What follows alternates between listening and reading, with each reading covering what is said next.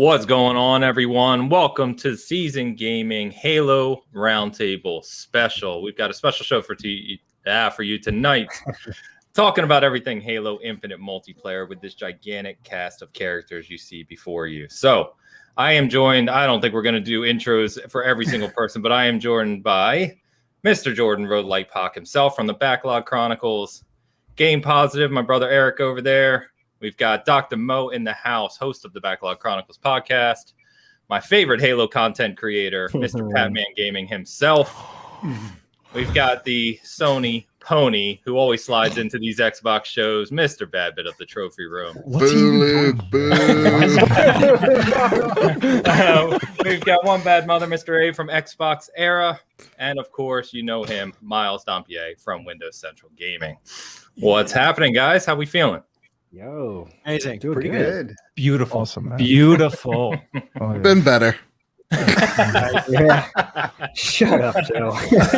This guy brings down the energy right off. I know, right out of the gate, he's like, I'm all right, whatever.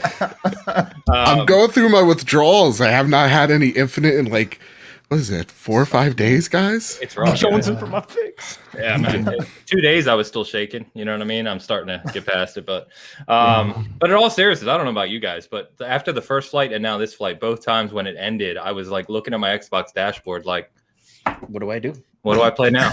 Yeah. Like nothing interests me. It's like they don't have the same feeling. But anyway, man, it's gonna be a fun one. We're gonna basically talk about everything Halo Infinite multiplayer from the first and second flight. So that's talking about the 4-on-4 play, obviously the new big team battle, map designs, weapon designs, battle pass. Kind of the early look at that, the armor designs, and of course mechanics, which I know some of the kind of more seasoned players, which we've got many of here, will have some things to say. So I think what we'll do, because we have such a big panel here and so many opinions, I'm sure we're just going to go step by step on kind of the major core components of the suite that we've experienced so far. And obviously, it goes without saying, this is multiplayer only focus. So let's talk, guys. Let's start on mechanics. So, when you think about Halo as a multiplayer game, there are, we all know, right? The Halo community is fickle. There's a million opinions on what should be what way, how every single weapon should feel, how every single movement should feel. And I think that over the years, there's been a ton of debate on all these aspects.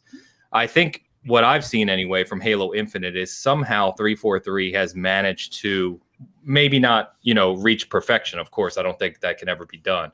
But it feels like they've gotten to a point where the vast majority of the Halo community feels that Halo Infinite's in a really, really good place, kind of has the best of many prior Halos, whether it be Halo 2, Halo 5, etc., from a multiplayer perspective.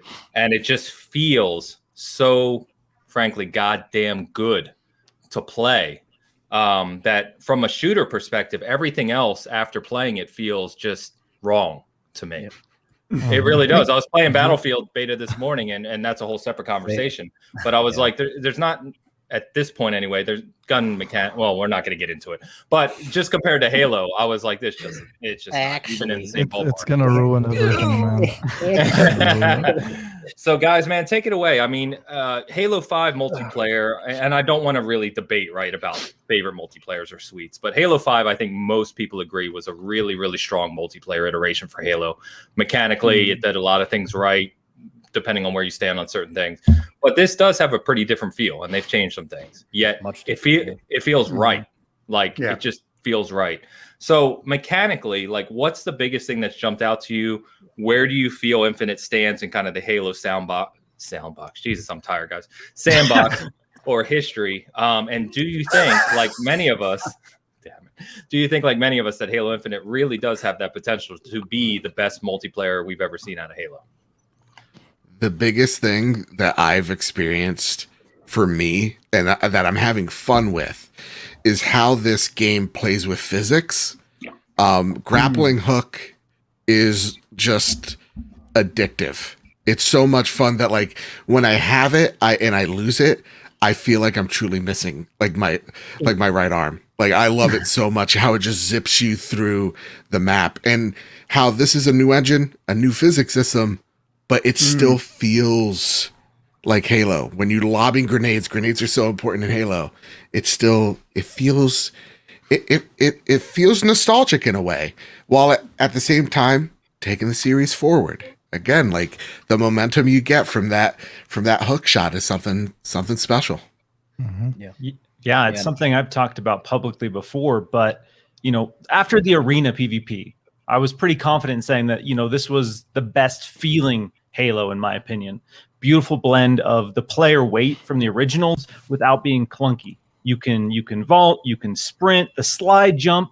I can't stress how much I love the slide for maneuverability around these maps. But after Big Team Battle, there is no doubt in my mind that this is the best feeling Halo mechanically because of a lot of the reasons we touched on already. It takes everything great about Halo 5, dials it back, slows it down, strips away some of the movement abilities, I think in a really great, refined way. And that puts emphasis on things like the grapple shot, because my God, like we were talking about, just flying through the map with the grappling hook, grappling onto vehicles. You've seen the ridiculous videos of people getting shot off the map, getting themselves back on the stage somehow after being dead. And it's just incredible. It just feels so good.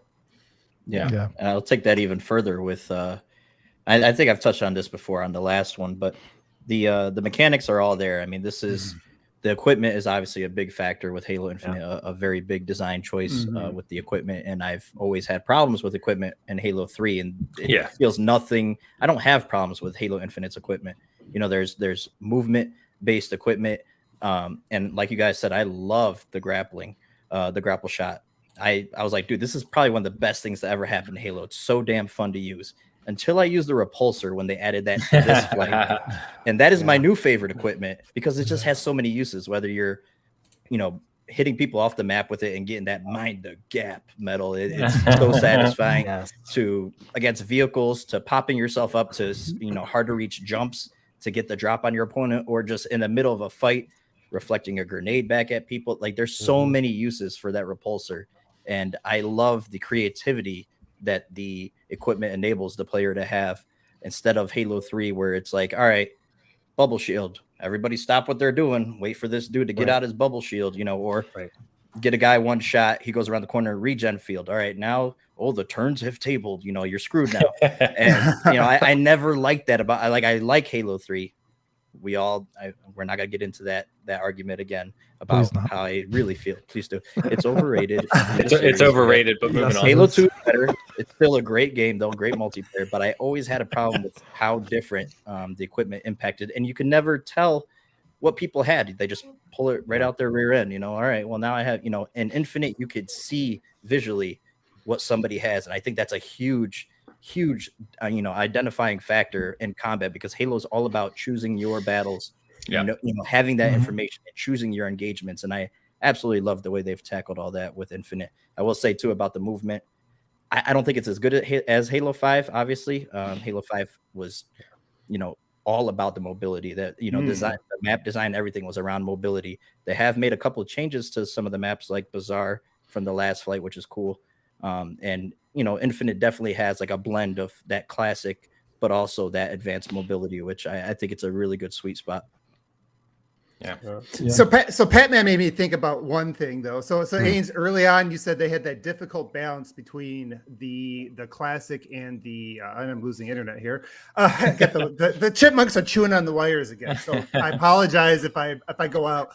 But you mentioned that difficult balance, and but we all know that Halo fans are just such shills for 343 and everything they do, and that everything they're going to give us, we're just going to eat it up, right? That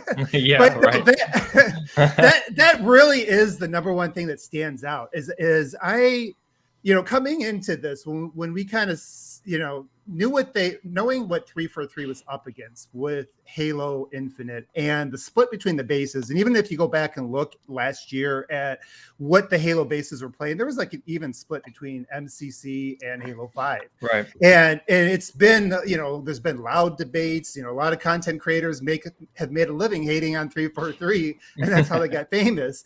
And, I do think what they've done, and this really didn't even occur to me until I think I was playing Big Team Battle.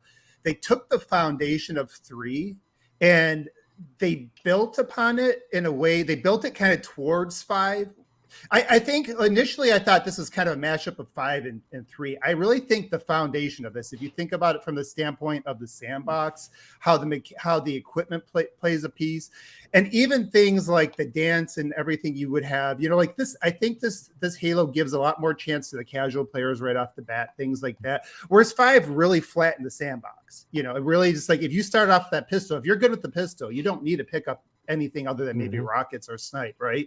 And this one, really, everything on the field is viable. You might run out of position just to upgrade a little bit. And so I feel like it really captures that spirit. And that's why you're hearing a lot of people saying, this feels nostalgic, but it's fresh. And you're seeing that from Halo 3 fans that really weren't a fan of Halo 5. Yeah. Can I just say the sidekick may be the most satisfying pistol to ever use in any game I've ever played in my life. Ever. I could literally just sat there and fired at a wall, and I'm like, this is amazing. Like, it just feels, I don't know how they do that. It feels so perfect. It feels like a great balance between the Halo 2 pistol that nobody used and the Magnum to me. There's some oomph to the shot, and you do have to worry about the spread a little bit.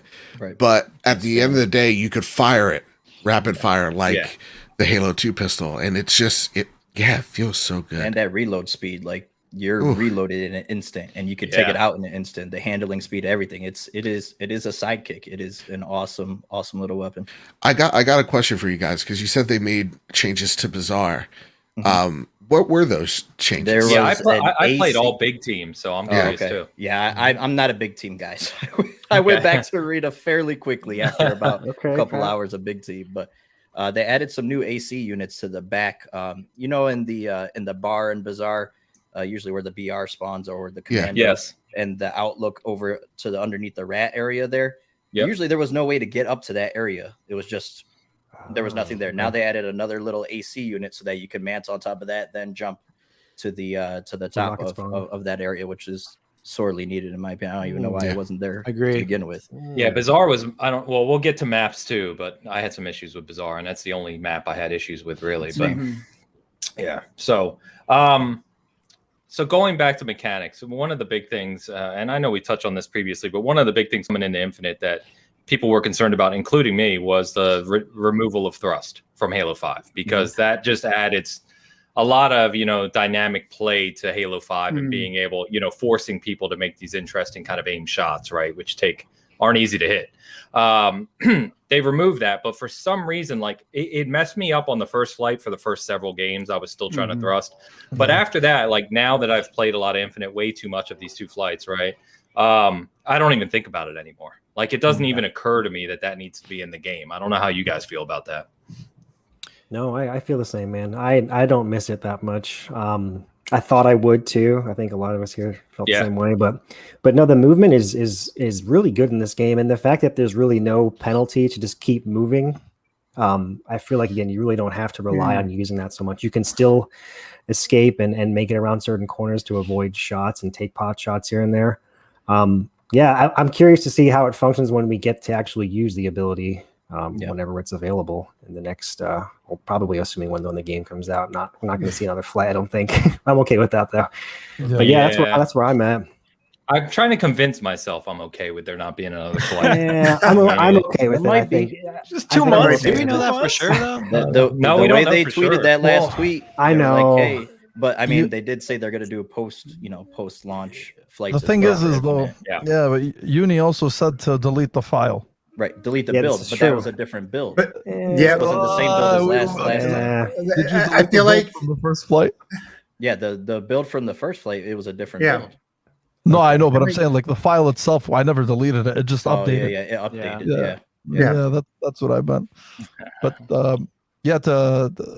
for the controls and everything else that you guys were talking about, I don't want to rehash it. I do think this is a perfect marriage of basically old and new. And I'll be honest with you, even with the thrusting thing that you guys were talking about, I really don't miss it. I didn't miss it at all. Like Ains, initially for the first couple of games, it feels weird, but after that, I mean, you kind of get used to it. And now I think I haven't played Halo 5 since I played the Infinite Flight, both times. I'm afraid to. And I'm afraid to as well. You know what? I even deleted it off my drive. I'm not gonna lie to you. I don't want to go back to it.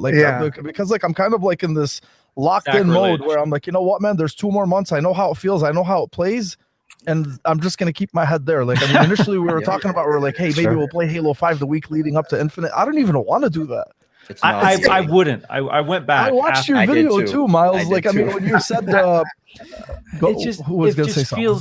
It feels, I don't want to say it feels bad because it's Halo. It never feels bad. But by comparison, my problem now with Halo 5 is the control scheme doesn't make sense, even with an elite. Like, I'm meleeing when I want to do something else. I'm not, like, the inputs are intuitive. Halo Infinite, it's what you know Halo to control like, because it controls like every other shooter. Halo 5 did some weird stuff in hindsight that now that I'm going back to it, I'm like, ew, why was that the decision there? Like, I'm using an elite controller.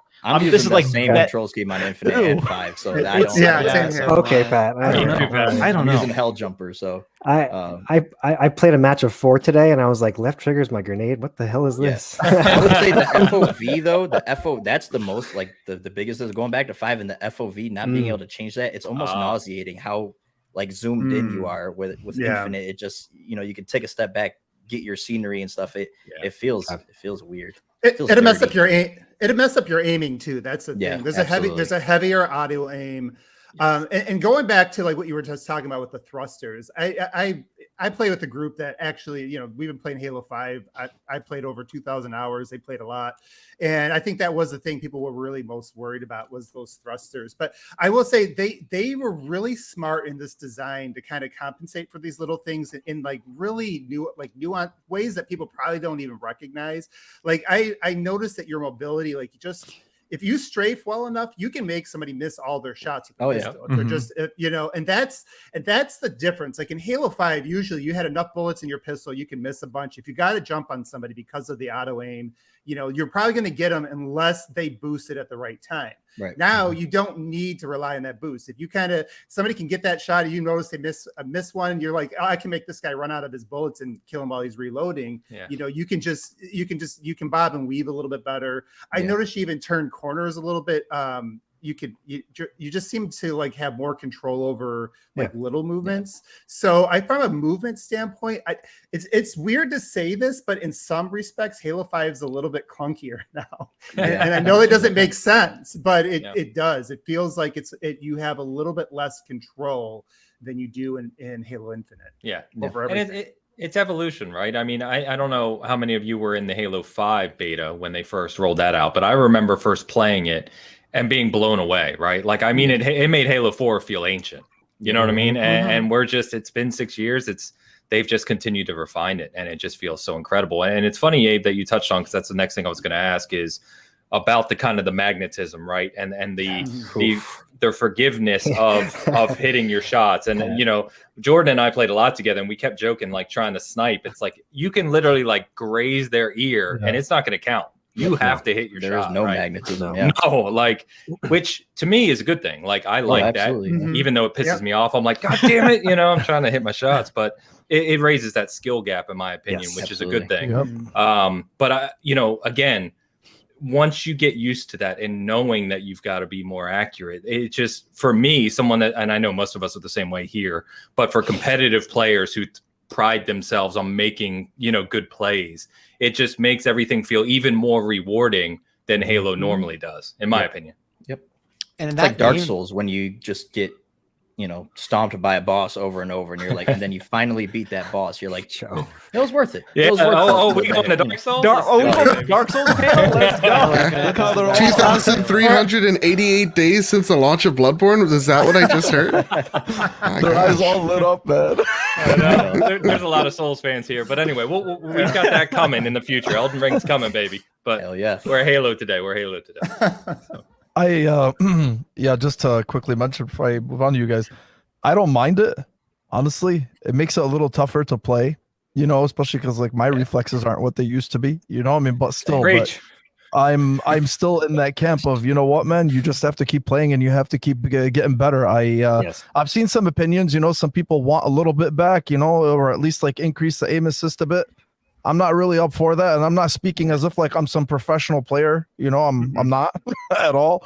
But still, I do feel like that is good for the game because it really helps to differentiate the casual crowd from the not the casual, but like you know what I mean. Well, yeah, it is your casual. Yeah, I mean, like you earn it. You earn it. Like I mean, if you're skilled in that game, you are skilled. I mean, so and I do feel like that differentiation is cool. That's why I appreciate it, and I don't miss it at all. I don't really care. If I would like a little bit, just a little bit. God damn it, Pat! You can't just because of mouse and keyboard. Going against mouse and keyboard, like precision wise, a controller's never gonna match up to mouse and keyboard. If you're going no aim assist, it's tough, man. It's tough. Yeah. I don't want to see the magnetism though. Like I don't want magnetism. I just want a little bit of aim assist. Like the magnetism in Halo 5. Ridiculous. It's a lot. You can shoot 3 feet behind somebody as they're going by with the sniper, and you're getting the headshot. It don't matter. It's almost too easy. So I do like where it is right now, and I agree with basically everything you guys said. But I would like to see, especially. I mean, I think there are some wonky things going on PC. Especially a lot of people were talking about no aim assist whatsoever on PC. Going to Xbox was a much different feeling for me. I don't know if it's just like me getting like a head case kind of thing, because on Xbox you have the red reticle range for your weapons, which is a key thing in Halo.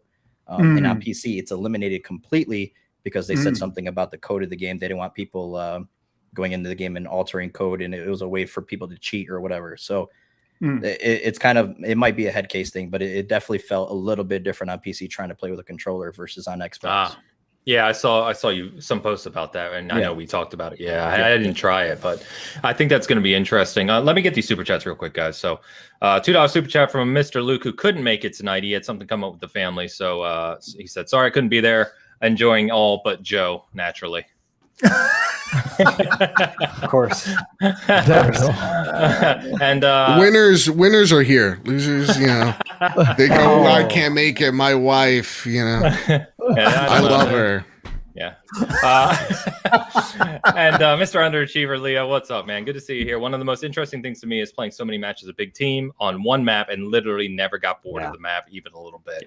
Yeah. And I think I know everyone I played with, several of here, and I'm sure we've all said similar things, is as limited as this flight was in scope, right, in terms of map and everything else that goes into it, I couldn't stop playing it. Like I wanted to play it every moment that it was live, which I think says everything it needs to be said about the game so far. It's crazy. Abe, you mentioned, last thing on the mechanics I wanted to touch on is the ability in Halo has always been there to kind of outplay people. And what I mean by that is, a lot of these games, and I know Call of Duty is always the one that gets thrown up there first, but it's like aim, point, shoot, and it's mostly a twitch shooter. And the ability, once you're in the vicinity of, say, 2 or 3 enemies, to outplay all 3 of them is impossible. You're just not going to do it, right, in most of those games, because TTKs are too fast. It's too easy to point and shoot. Weapons are too similar, right? Halo's always, in my opinion, one of my favorite things is the ability to really outplay opponents multiple at a time. And I, even in this kind of early stage of Halo Infinite, I feel it has that in spades. Like the amount of plays that not only I made, but obviously many people better than me, and all the clips we've seen online, where it's just like 1-on-4 and all of a sudden they, jumped and nade and, 12 different things come out of their pocket. And, they suddenly get an overkill and they're still alive. I absolutely love that. And I think that, again, is one of those big differentiators that Halo Infinite's going to have over the modern shooter crowd, if you will, of the bigger games, Halo, Battlefield, or Sandbox. Call of Duty, Battlefield, etc. So.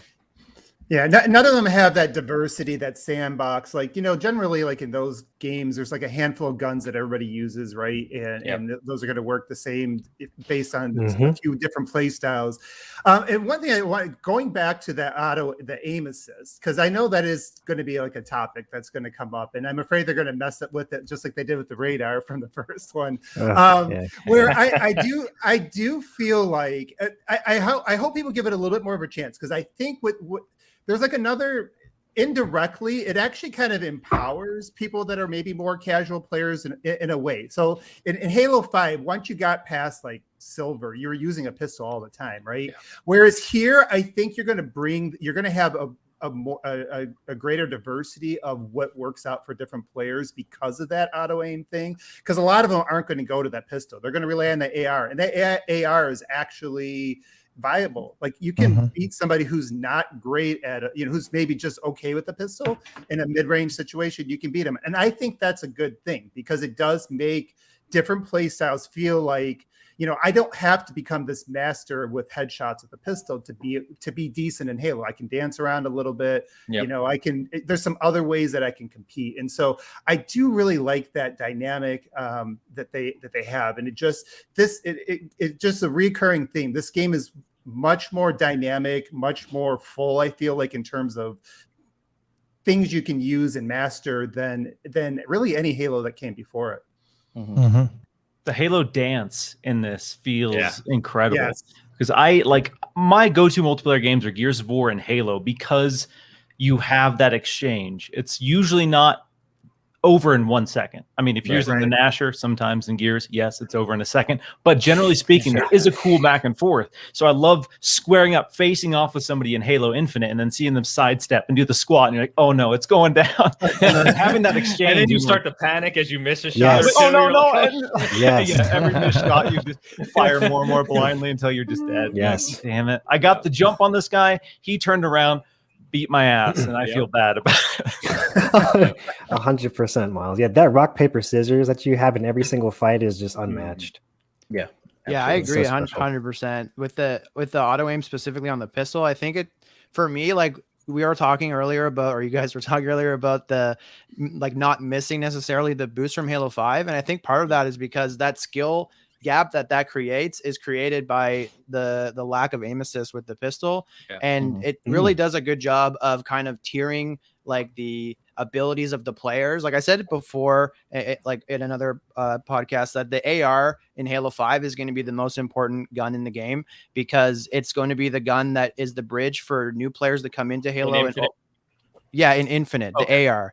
I think is the most important gun in the game because it's going to be like the bridge that's going to bring new players into Halo PvP because it's going to be free to play. It's going to be opened up to a lot more people. It's going to be the bridge that lets people come back that might not have liked Halo from the 343 Halos for whatever reason.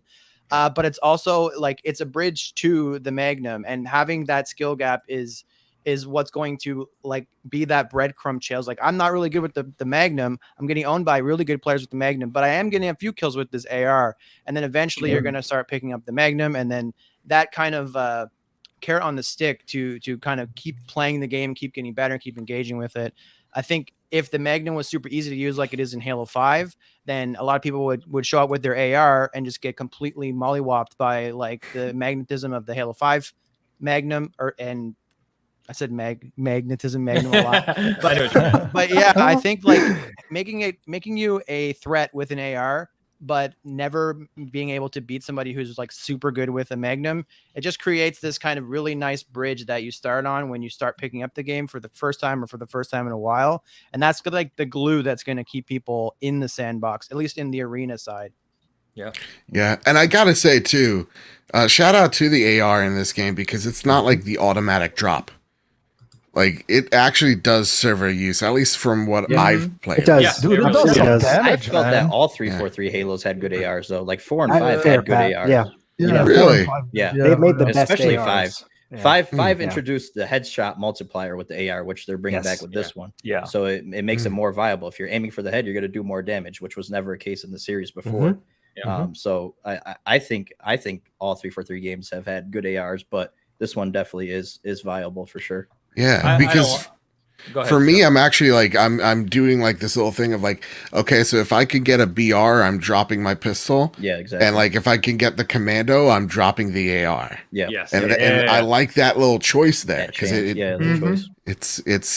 varies up the gameplay a little bit. Yeah. All right, I don't want to be that Halo guy, but let me ask. Let me ask. Yes. Okay, the AR need everything Eric said is 100% on point. I think about the AR being an incredibly important weapon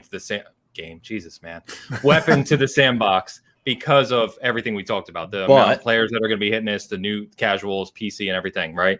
And it needs to be very effective. I'm not denying that. Does the range feel just a little too long? I was waiting for the butt. No, just a little too long. No, I think it's a little show of hands every time.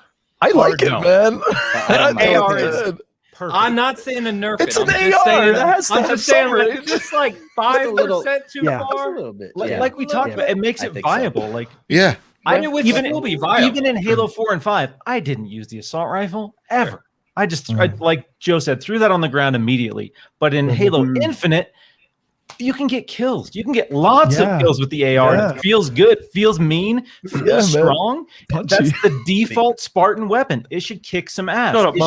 It should be able to shoot people at a distance, and it does. It's not super effective at a distance, but it gets the job done. Yeah. No, that's fair. I think yeah, I know. The three of us here, you, me, and Pat, Ains, I think it needs just a little bit of damage fall off just from range, because I have been outclassed so many times on Behemoth with an assault rifle when I'm using the sniper rifle. Yeah, I mean, I'm talking about like range. Like, but I kind of still suck. Does damage. Yeah, so I'm sniping range, and they're still taking me out. So I'm just like. They're taking you out from big this team. From it's even range? Like more apparent that it has from base to tower range. Oh, it has some really strong. It has range. some, Yeah, I wouldn't fight it. I wouldn't fight. I wouldn't fight a nerf to the AR. Like, I think it probably should be, but if I had to choose between like the AR getting nerfed and then people that are coming to Halo, because I want this Halo to be like the biggest Halo ever. Agree. Absolutely. So if someone's going to come in with the AR that's just slightly worse, but then they're going to get totally dunked on by Jordan with the 360 no scope, and I would rather them be able to get that one or two kills and feel like they're progressing. Get good, with man. I like how game positive. He's like, I'm trying to give you constructive feedback. Ains and Jordan just talking smack to each other. I completely agree. It just it takes some getting used to, right? And it's not necessarily a bad thing, because as we've already covered, if you are if you're playing well and you're a very competent player with the sidekick, even, you can still outplay someone with the AR. But and that's what I was saying. I still think the AR needs to be extremely effective, and it is, right? It just felt like that range. I was shocked I was getting killed from so far away with an AR, which is new, really. AR's never really had that kind of range in Halo. So if it may just, again, be getting used to it, but it is what it is. If that's my biggest complaint, like that's it probably won't even be in competitive anyway, so that's fair too. Yeah. So if you missed it, if everyone missed it today or anyone watching, Uni and a few other guys at 343 said everything that's been in the flight so far have been their social settings, which is going to be your casual sandbox, launch game. But there's competitive settings that are going to be in the game too, which we'll see. We'll see what that looks like. Do you think it'll be BR pistol or just BR only? Yeah, I don't know. Well, Sidekick settings are BR like Sidekick. It has a faster TTK than BR. It will win in every BR, and if you hit all your shots, it will beat a BR every up time. Close, it depends on the range. It's range. That's the one thing that I did notice, is that with any kind of range with the pistol, you can't rely on if you're at range with somebody, you're not going to land all your shots a lot of times with that new pistol, and that might be like the other aspect to Ains. I think maybe thinking about it, if you were going to do anything between the AR and the pistol, I almost feel like maybe add a tad bit more range is how I would tweak that to the pistol, rather than reduce anything from the AR, because I do feel like that pistol really is at a disadvantage when you get to range, especially in the big team battle map. I think that really stood out to me, and I was running for the Commando and the BR every chance I had, and I was getting pissed off whenever I couldn't get to one. So maybe give a little bit more range to that pistol. How do you feel about different sandbox, like different balance settings for competitive versus social? Like in Gears of War, like the damage of the shotgun and all that stuff is significantly different in competitive than it is in social. Yeah, and Halo's done that too before, that Halo's no stranger to that. So I fully expected, they've already talked about stuff like that. So I definitely expect that. Yeah. Commando, I love the Commando. I think it's an amazing weapon. But I just have to say I'm sad that my DMR died for it. I miss a full-on DMR. That was my favorite weapon always. Same. So, yeah, it's a good feeling. The DMR had some oomph. Right, Pat. Right. It's what? It can still come back. Is that what you said? Okay. Yeah, fair. Still hope. 10-year for now, game, pour man. one out. The only thing I want to say, the difference between the Commando and the DMR is the DMR taught you to be more patient with shooting just because of the reticle. You know, I mean, whenever Bloom. yeah, you know, whereas the Commando just makes you want to just constantly hold that trigger down, dude. Yeah. Sounds because it feels so good to shoot it, and it sounds so good. It's like you're punching concrete. Like you just, it's so rewarding. It's the most satisfying perfect metal you'll get in that game. Is the No doubt. Yeah. When you get Commando perfect, it's like, oh, I'm done. Drop it. I'm done. I've done it. Your accuracy drops because you're just freaking going ham on the freaking trigger, but it feels good. So we jumped over to weaponry, and we talked sidekick AR. Obviously, battle rifle is what it is. Sniper feels fantastic. It's just a lot harder in Infinite to hit those snipes consistently. Couple weapons I wanted to bring up to you guys that I know, like me and the people I played with, were just really confused on. And first and foremost is the pulse carbine. I don't get that weapon because I've been like, a short range from someone and just putting bursts into them. Maybe not hitting all of the, the actual individual pellets or whatever you want to call them, but still, like it feels like I'm just throwing Legos at them. Yeah. And meanwhile, like someone can be across the map and they'll break my shield in one burst, and I'm like, what the hell is this weapon? What is going on with it? It's literally like a 2-burst kill. Like at range, it's a 2-burst kill. If you try to use it medium to short, you're going to miss every freaking round in that burst.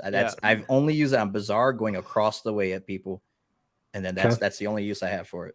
It feels very, very specific, right? Like here's your one use for this weapon, and that's it.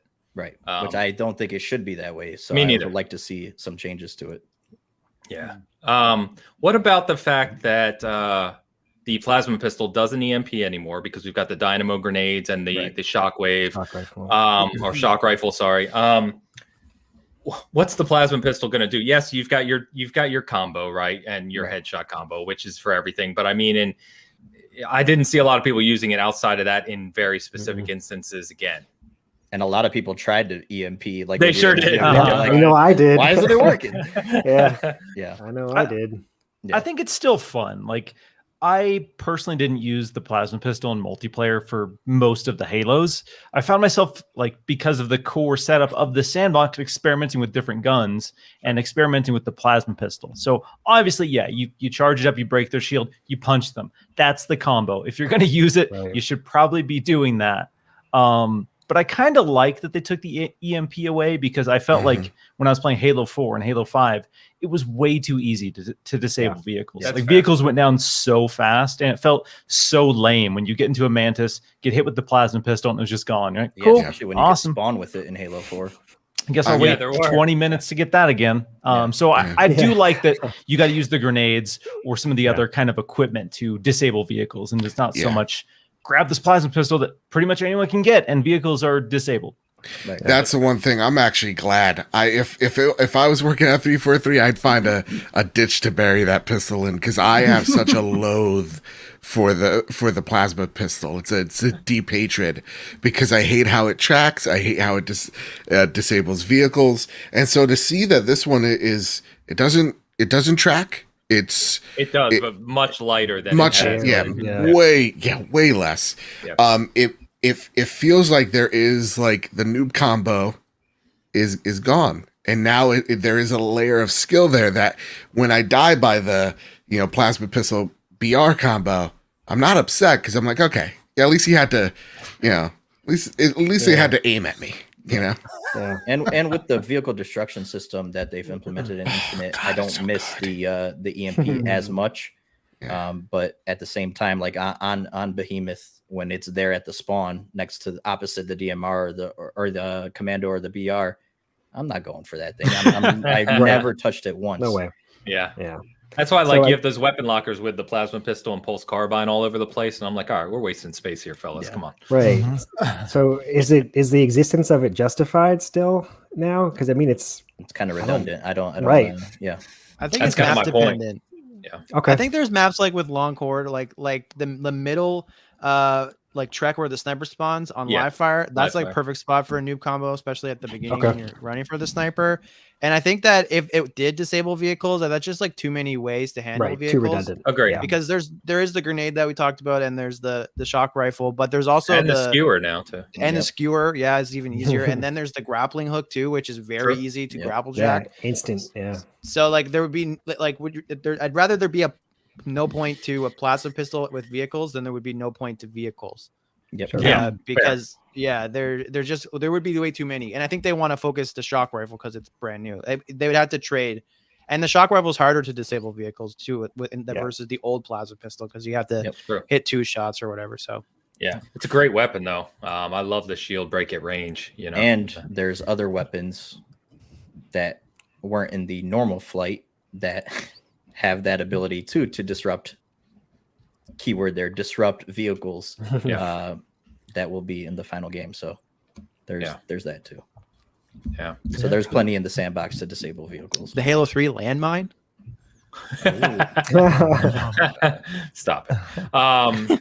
What about the heat wave? Heat wave's another one I've really struggled with. I'm I like it I at don't know. first. I hate it now. I don't care for it. Yeah, I don't. I'm Someone. Yeah. Go ahead. I was say I'm big on the heat wave.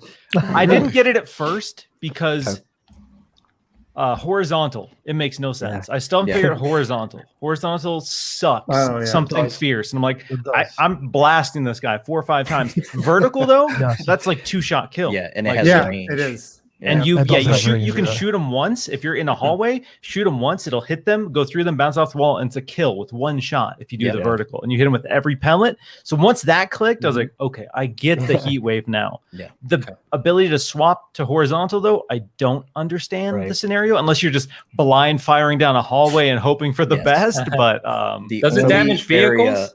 It does. That's it what I goes was gonna say. through vehicles too. Like it's weird. If you read the bottom, like the little tips on the screen, it's like the heat wave projectiles can go through enemies and vehicles. So it literally will damage it and still go through it, like Miles was saying, and you could ricochet it back and hit them. Like the only spot ever used for the horizontal, I think, was where it spawns on live fire in the bottom in that really tight corridor. Yeah. Right. And that is it. That is the out of all the maps we've played and all that, I've never used horizontal otherwise. No, Well, I was just gonna say, Ains, that someone pointed out to me that if you use it against the vehicle, you'd want to use it horizontal because the hitbox of the vehicle is more longitudinal than it is that way. They thought of everything, right? I was with Miles on that. It's a really good tight quartered weapon if you're using it vertical. But I that makes sense now. Now I get it. Now I get why it would go horizontal. It should be Now I vertical. wanna log in and try it. when you pick it up. When you pick it up off the wall, it should be vertical by default. That's my gripe. Oh, yeah. I still can't figure it out, so I just don't touch it, and I get aggravated when I die by it. I'm like, God, why can they do it and I can't? This is stupid. Exactly. I hate it here, but I love it. Do it again. Yeah. That's like you just basically quoted new Halo players for every weapon, right? Like I feel like one of the toughest things for Halo, and I know we all know this, but it's like when new players come in, they feel like they're dying instantly. Yet they feel like they're shooting a million shots and never killing anyone, right? It's that scenario. And it's like, do you think, and I know Eric, you touched on this a little bit, but do you think Infinite is in a good place with the academy, with the bots, with the weapon drills to really kind of what I would call onboard, right? New players into Infinite in a better place than prior Halos? I definitely think yes, but do you think with all the millions of people that are going to log into this game on day one, as we know, right? Or hopefully tens of millions if if it really does well. Do you think it's going to have more staying power than we've seen from past Halos with those brand new people that have never played Halo before? Yeah. Yeah, but I don't know if it's 100% because of bots. I think it's more because of being free to play in Steam. I think that will give it its legs more than other Halos, but in terms of bots, like I think it's really awesome that it's there. When I first started playing Halo competitively, like in multiplayer, it was Halo 2, and I got dummied even by like my friend's dad, which is embarrassing. But now that's me nowadays, man. Yeah, I can beat them all now, but like back then it felt like you were just going in and getting destroyed. over and over and over again until you finally started being able to play, which is fine if you're a kid and you have tons of time and you don't care about that stuff. But if you're an adult and you have an hour to play, like, you're not going to stick around if you're constantly getting destroyed. So having that first level of bots is like really good. I do think though that they should have like one level higher in bot difficulty, because like I guess I can't really gauge it properly because I've played Halo a lot, but even like the Spartan level bots, they pose no challenge at all. For me, and a lot of people. How good are you? Did you play against the bots during this flight? Kicked my ass. I didn't do it this flight. I did it last flight. They've changed a lot. They did get harder in the second flight. They retract in the first one. I don't want to get pwned by bots. No. Double down. Double down. Higher than ODST. I mean, never mind. I'll crush all the bots. Exactly. I'm right there with you. Those Spartan bots don't pose a challenge. You know, get good. Do you think that's because people like everyone here, right, who plays Halo religiously, do you think it's because we're not playing bots, right? Like, we're at the point where it's like you need that human on human competition to really kind of thrive and push you forward, whereas the Flight 2 Spartan bots are really about, you know, if a brand new Halo player went in and played those Spartan bots, they're going to get wrecked. Yes. I mean, they're using all the tools in the sandbox. I agree with you, Eric. I'd like to see like esports bots or whatever you want to call it, right? HCS bots, just for fun, right? Yeah, just for people like us to goof around with. But I think in terms of building the game and building the user base, it probably wouldn't play much of a role. They even talked about, you know, adding more difficulty to bots. They talked about customizing certain aspects of bots post-launch, like being able to control how frequently they throw grenades and things like that. I mean, there's going to be some customization when it comes to bots post-launch. As for right now, like you said, as somebody who plays a lot of Halo, I'm not going to use the bots much, but I will use it when I first hop on, if it's been a couple of days, because I know how hard Halo 5 was to get back in after missing a couple of days. Your aim felt like you wouldn't land a single shot. With Infinite, I'll definitely go in and hop in, especially with that training mode where you could change weapons on the fly. Change bot, without having to go back out to the main menu. That's freaking awesome. So to change all that on the fly and to play on the maps that I'm going to be playing on anyways, instead of jumping into, a 1v1, call it or octagon, if you use that to get warmed up, I rather just play on the maps I'm going to play on anyways. So I think it's cool. Yeah, you got to add Halo 2 Jackal sniper bots. Legendary snipers. I was about to say though, so like, was I the only outcast that actually was playing against the bots over the weekend? Yes, I would warm up against them, like like before the flight went live, like the matchmaking. I would be there, warming up. I will say they do a lot, and I would actually challenge people to try it out a little bit more, because especially like we were just talking about some of the weapons we didn't know how to use, and I was using that mode to try to learn different weapons, and that's the thing that sometimes you don't. I know you say you learn against the humans, and it's true. You're never going to replicate the humans, but at the same time, there's always that ego thing. It's like you're not going to pick up the thing you're worse with, or you don't know how to use. You're just going to let it. I played over 2,000 hours of Halo 5, and there's still weapons I don't ever learn how to use, because it doesn't make. I don't want to get killed.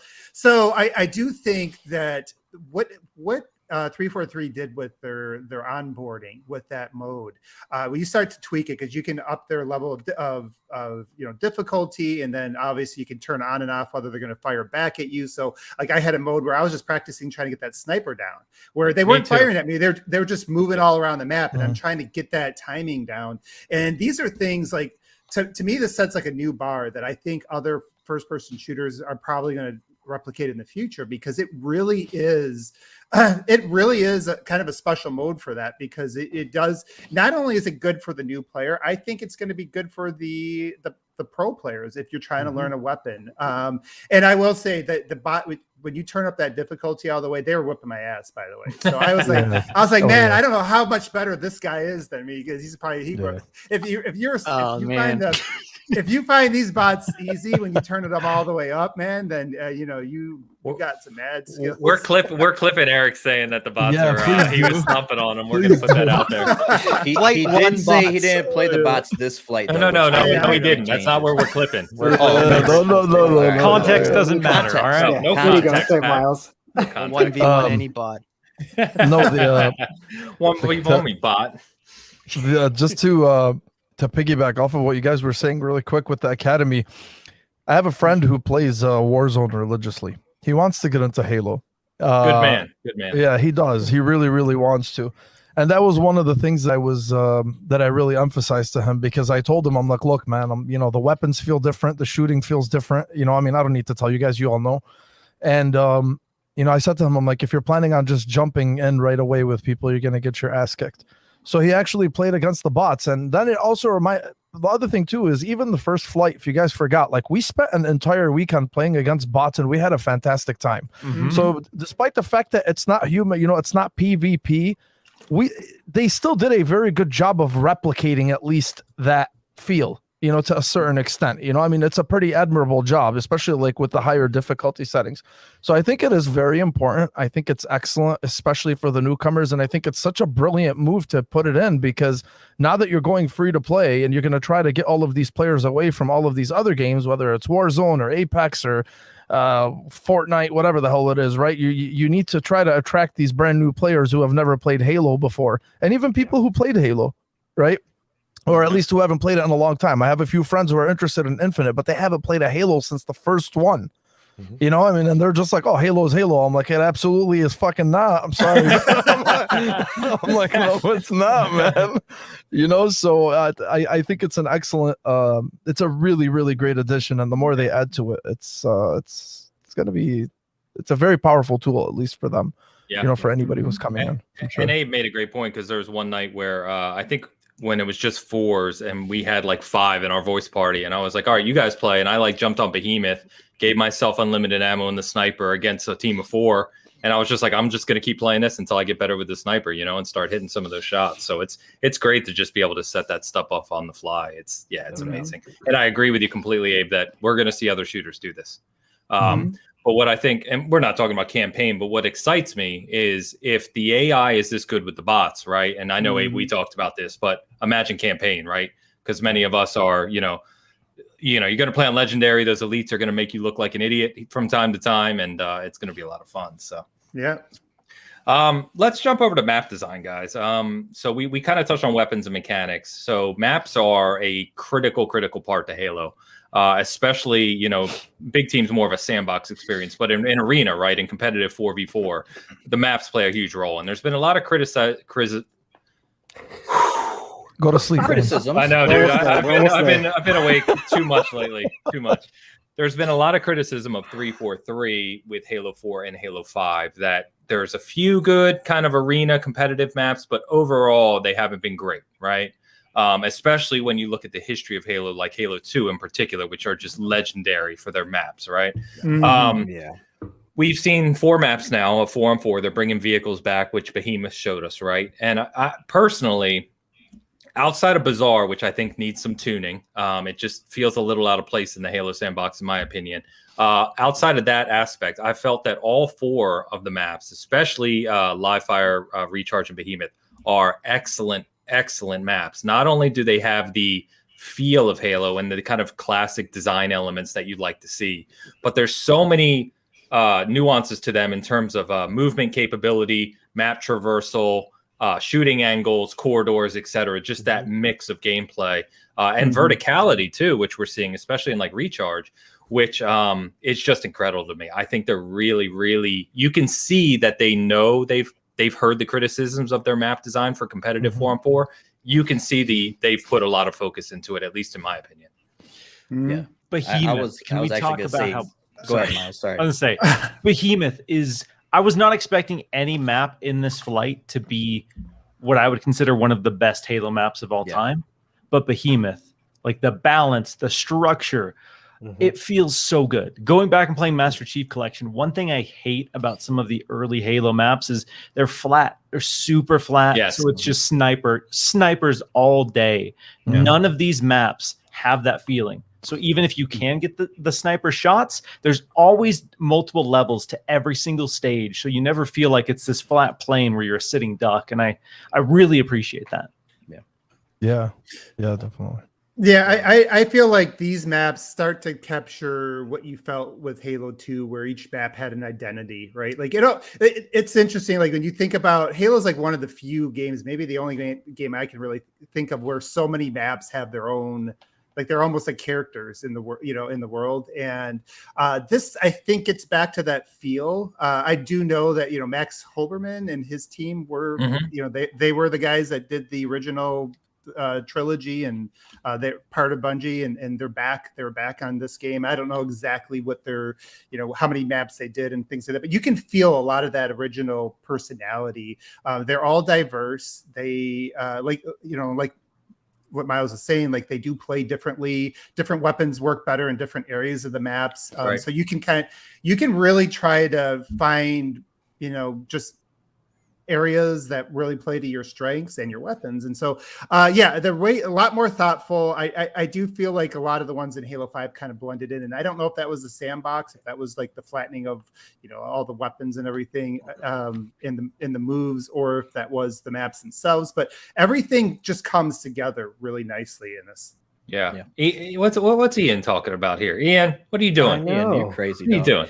Right? No, man. Behemoth what he said earlier, though, is true about Bazaar. It is a snooze fest for Slayer, but CTF plays a lot better on Bazaar. Exactly. And funny enough, that first flight where they didn't have CTF, many of us played it and we're like, this feels like an objective map, but for Slayer, it's garbage. It feels like it feels like a COD kind of camp fest, right? Like going, exactly. You're forced to stay back with a precision weapon, and if you go down low to go for rockets or grapple or overshield, invis, whatever, you're dead. There is incentive to go down there, but it is there needs to be more cover. I don't know if you guys are familiar with the call outs, but where the truck is, where overshield and power ups.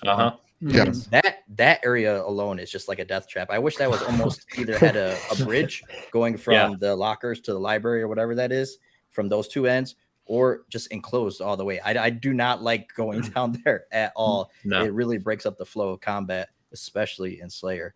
But it definitely plays a lot better. And like Miles was saying too about the design, I already feel the design is a lot better, both aesthetically than Halo 5, and the way it plays. I did a couple of videos of just the ambient sounds on the map and how much love just goes into the sound design. When you're walking by, it's an eargasm. Cool. It's absolutely awesome. I love how much work has gone into the sound design for this game. But I will say this too, though. There are some Halo 4 and 5 maps I really enjoy. Coliseum. Me too. 5, I absolutely love. Halo 4, I'll keep saying it. I don't care what anybody says. Haven, thank you. I don't care what anybody says. BTB on Halo 4 was one of my favorite BTB experiences. Thank you, Pat. Okay, 100%. Right. The maps were amazing. Exile, baby, Exile. Yeah, Exile, top notch, dude. Yeah. And I really do like that. But what multiplayer game from nowadays? Think about it. Like, I play a lot of shooters, obviously Halo the most, but all multiplayer games really don't have good maps compared to the series past. Like Call of Duty's maps suck. There hasn't been like a new classic Call of Duty map. They're always bringing back the old stuff because they just bring back the old ones over. Yeah, Nuketown, baby. It must be Nuketown for the 18th time. Let's go. It might be a really hard to design classic maps, for a series that's been around for so long. So I don't envy their positions, but could I say something controversial? No. I mean, absolutely not. Never mind. Go ahead. DM me. I love you, Joe. Go ahead. No, I was listening patiently and diligently to everybody about these maps and all this jazz. Okay. I'm just gonna come out and say it. I love all the maps, but Bazaar. I think Bazaar's not a good map. Yeah, that's fine. Yeah, okay. That's what we just said, Joe. Well, no, like I thought. Good job, Joe. Thank you. Next time, try listening.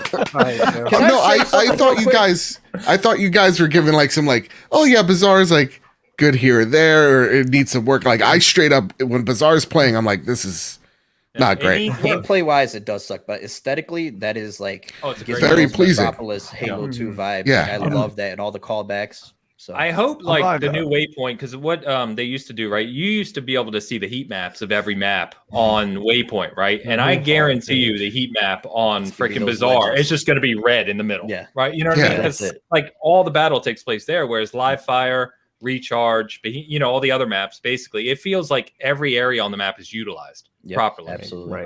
Whereas it just it doesn't fit. The flow is just bonk on that map. I'll be honest, man. I really.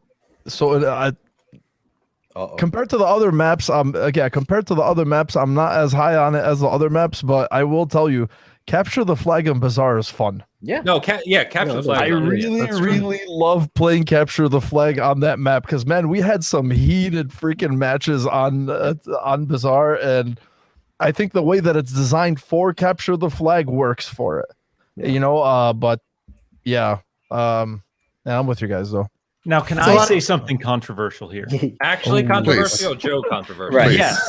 Okay. I actually like the map Bazaar, which I guess I'm in the minority here. I think the traversal through windows is really cool. I love the loop. I love the ring that exists around the map with, like you said, the central area is absolute chaos. And if you're in the central area, you're probably dead. But I do like that kind of flow of just running the circle, seeing what's around, cutting through the buildings in the middle, and the upper and lower deck between the where the Spanker spawns and then where the Bulldog spawns underneath. So it's not my favorite map, but I do have fun with it. I like it. I'm not afraid to say I like it. But hey, you're entitled to that. You're entitled to that. I'm just going to mute you the rest of the show. That's okay. Fair enough. So it's the least favorite. There we go. I'll say it that way. That's the diplomatic way. I think one thing that's encouraging though about Bazaar, just to not pile on too much with Bazaar. Well, for starters, like it's the worst map in the beta, but it's the best map in 99% of like first-person shooters because like Halo games just have the best maps. Outside of maybe Destiny has some really good. No, see, I disagree. Like Bazaar, I loathe. Like I don't think any mode it plays well in because it's way too centralized. Like Capture the Flag is just. It's like you're either going to go down the alley or you're going to some crazy lunatic's going to actually drive up the middle. Like it's just it just doesn't feel very good whatsoever. Like I feel like you're either standing back or you're in the middle in the kill box. There's no middle ground there. Yeah. I mean, I agree with all of that, but what I think is encouraging about it is kind of what Patman was saying earlier is like it was worse in the first flight and they're making subtle changes to try and improve it. Those like AC units actually like hugely change the map for the better, especially with capture and different paths and stuff like that. And if they're going to be that agile to address like these concerns that the people have, like assuming that wasn't in the cards like from the beginning, then that gives you a lot of hope for maps like Bazaar or any other map that might come out and have issues. I think that Bazaar is like one extra path out like from one end to the other that's not through the middle from being like a 10 out of 10 map. Exactly. They just need one other route other than the shotgun route or just straight through the middle to get to the other side. And I think that's what I was saying about that one area above truck. Like that would be a perfect, quick. I mean, even if it's an open area with just a bridge where you don't have to take the time to drop down, jump up on top of the truck, and then jump over to the other one, just to be able to flow right across would just create such a, like just that small tweak would create such a different gameplay element. Well, it's very promising they've already tweaked it because that means they're hearing, right? I mean, they're one thing I think we all agree on, I think, is that 343 is very active in hearing feedback and tuning this game. And Eric, I generally agree with you. You had me until you start talking about Destiny, and then I tuned out. Curse of Time is a fantastic map. I hope someone makes it in Forge. By the way, Joe Pucci said, "Who hurt you on Bazaar?" That's what I want to know. All right. Too many people, man. Too many. What happened in the rat room, Joe? A lot of campers. So we've talked arena play. We only got one big team map, and big team is a little more unique, differentiating between older Halos and Infinite, obviously because it's a bigger mode now, right? 12v12 instead of 8v8, which I think was, after playing it, absolutely the right move. I forget who said it. I think it might have been a Bad Bit, or not Bad Bit. Jesus, sorry, Joe. Might have been 3-Bit on Bigcast this week. Was 8v8 in 2021, 2022 just doesn't feel big anymore, right? It did at a time. Whereas 12 on 12 seems to be really great. The map fits perfectly. The vehicle play is fantastic. Fragmentation already, and I played a lot of fragmentation this past weekend. That map is already ingrained in my head as a legendary big team map. I mean, it's gorgeous. It has countless routes and maneuverability that you can manage through it, right? It's not limited to like a path here. The vehicles all have some type of play that can come into effect. The loot caves are cool. I can't even think about a complaint that I have with fragmentation. Total Control. Whoa, that's a mode. Yes. We'll get to it. I think the loot caves could have like one more drop. Hold on, trust me, I'm loaded for that conversation. Yeah. We'll get to it. No, I think that map ahead, is Abe, I'm excellent. There's either times where I love it or hate it, depending on the mode. But I really do like where that map has taken things from games like Apex very cleverly with the loot cave situation where you have to stand by the door and to unlock it, and then you get all these cool weapons inside of it.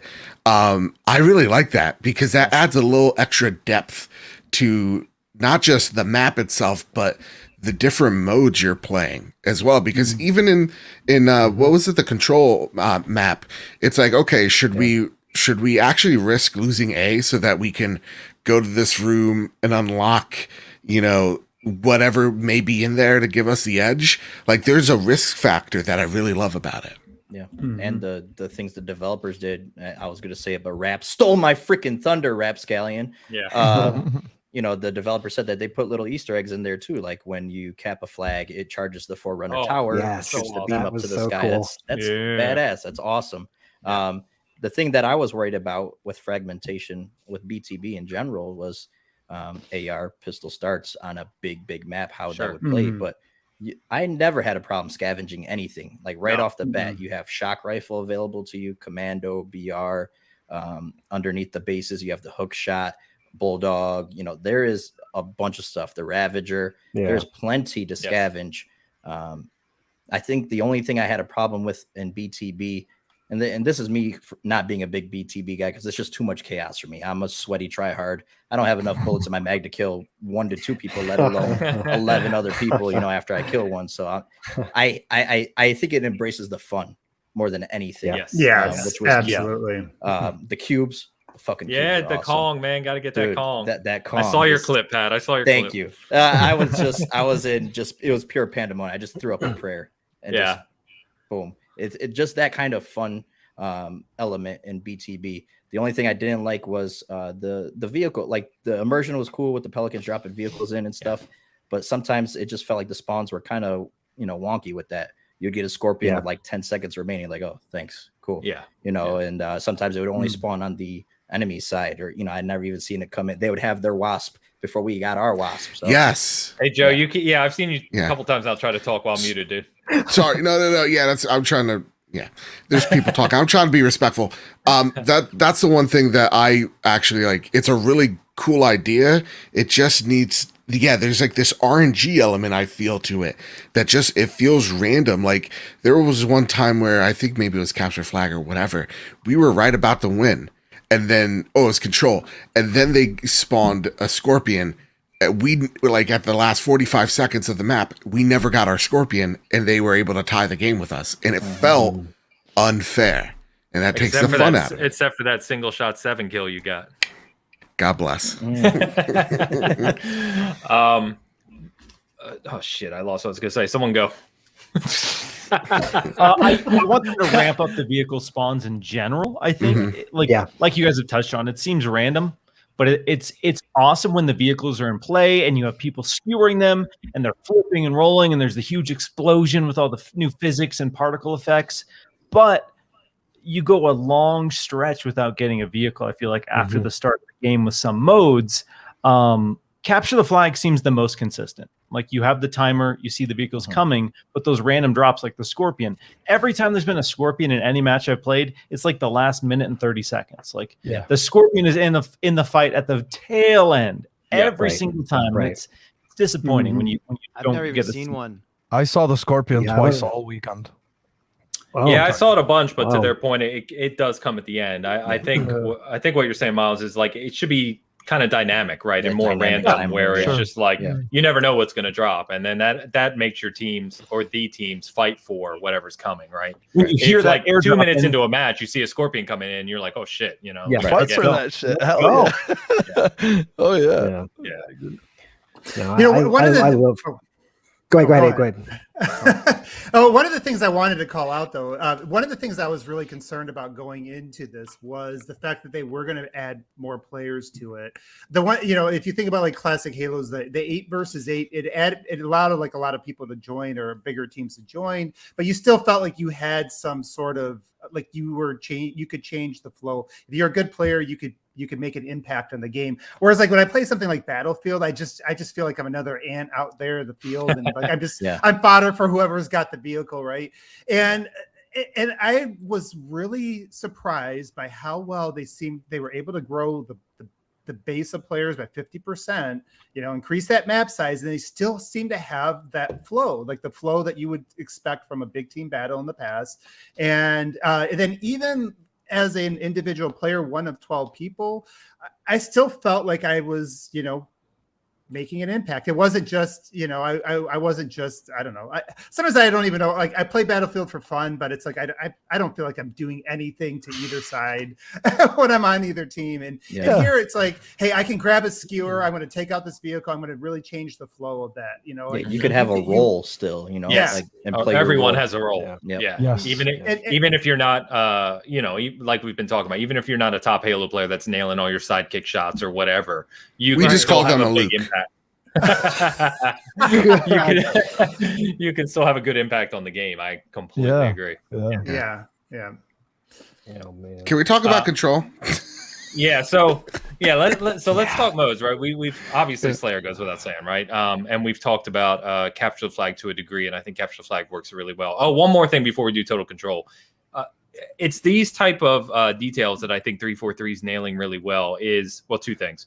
The Mongoose now was always that kind of side vehicle where it was a last resort, right? It was like, oh God, there's no Warthog, there's no Ghost, there's no anything else.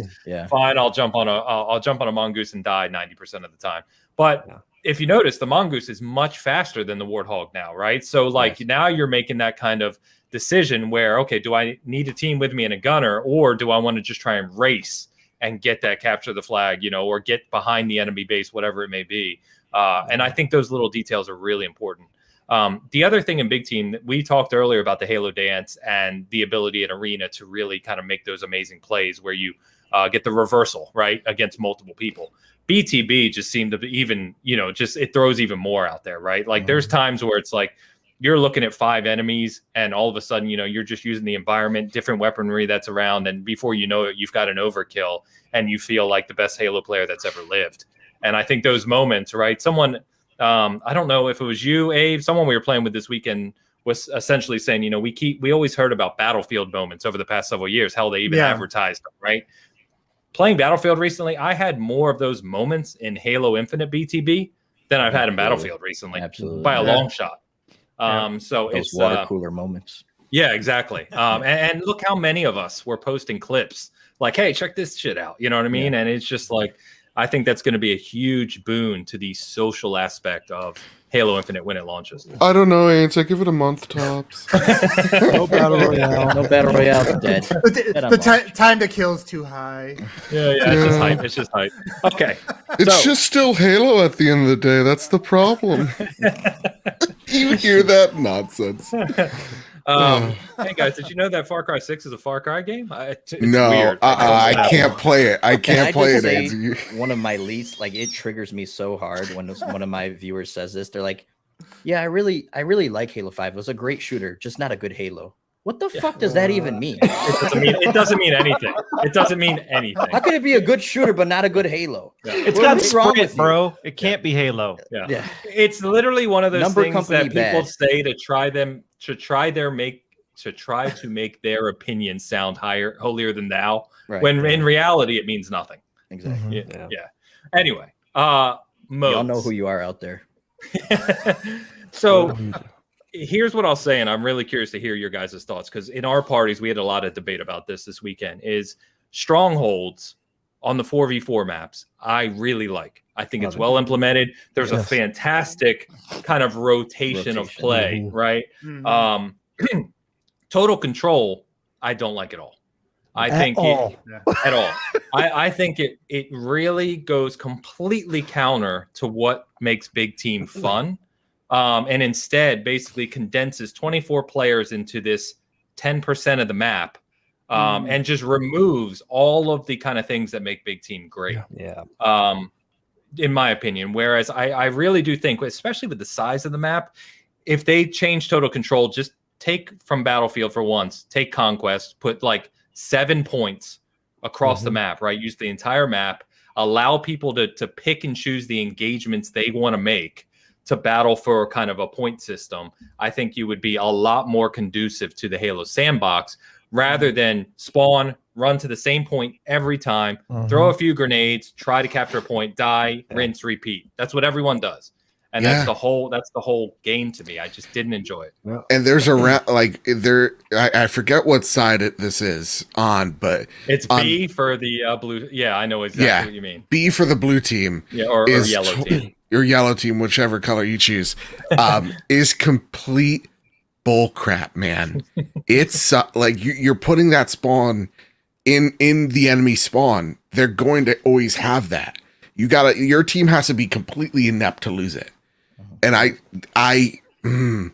it aggravates me because we have a friend Kev who's very stuck in his ways, and he's like, "No, it's fine. You're just overreacting." I'm like, "Shut up, Kev.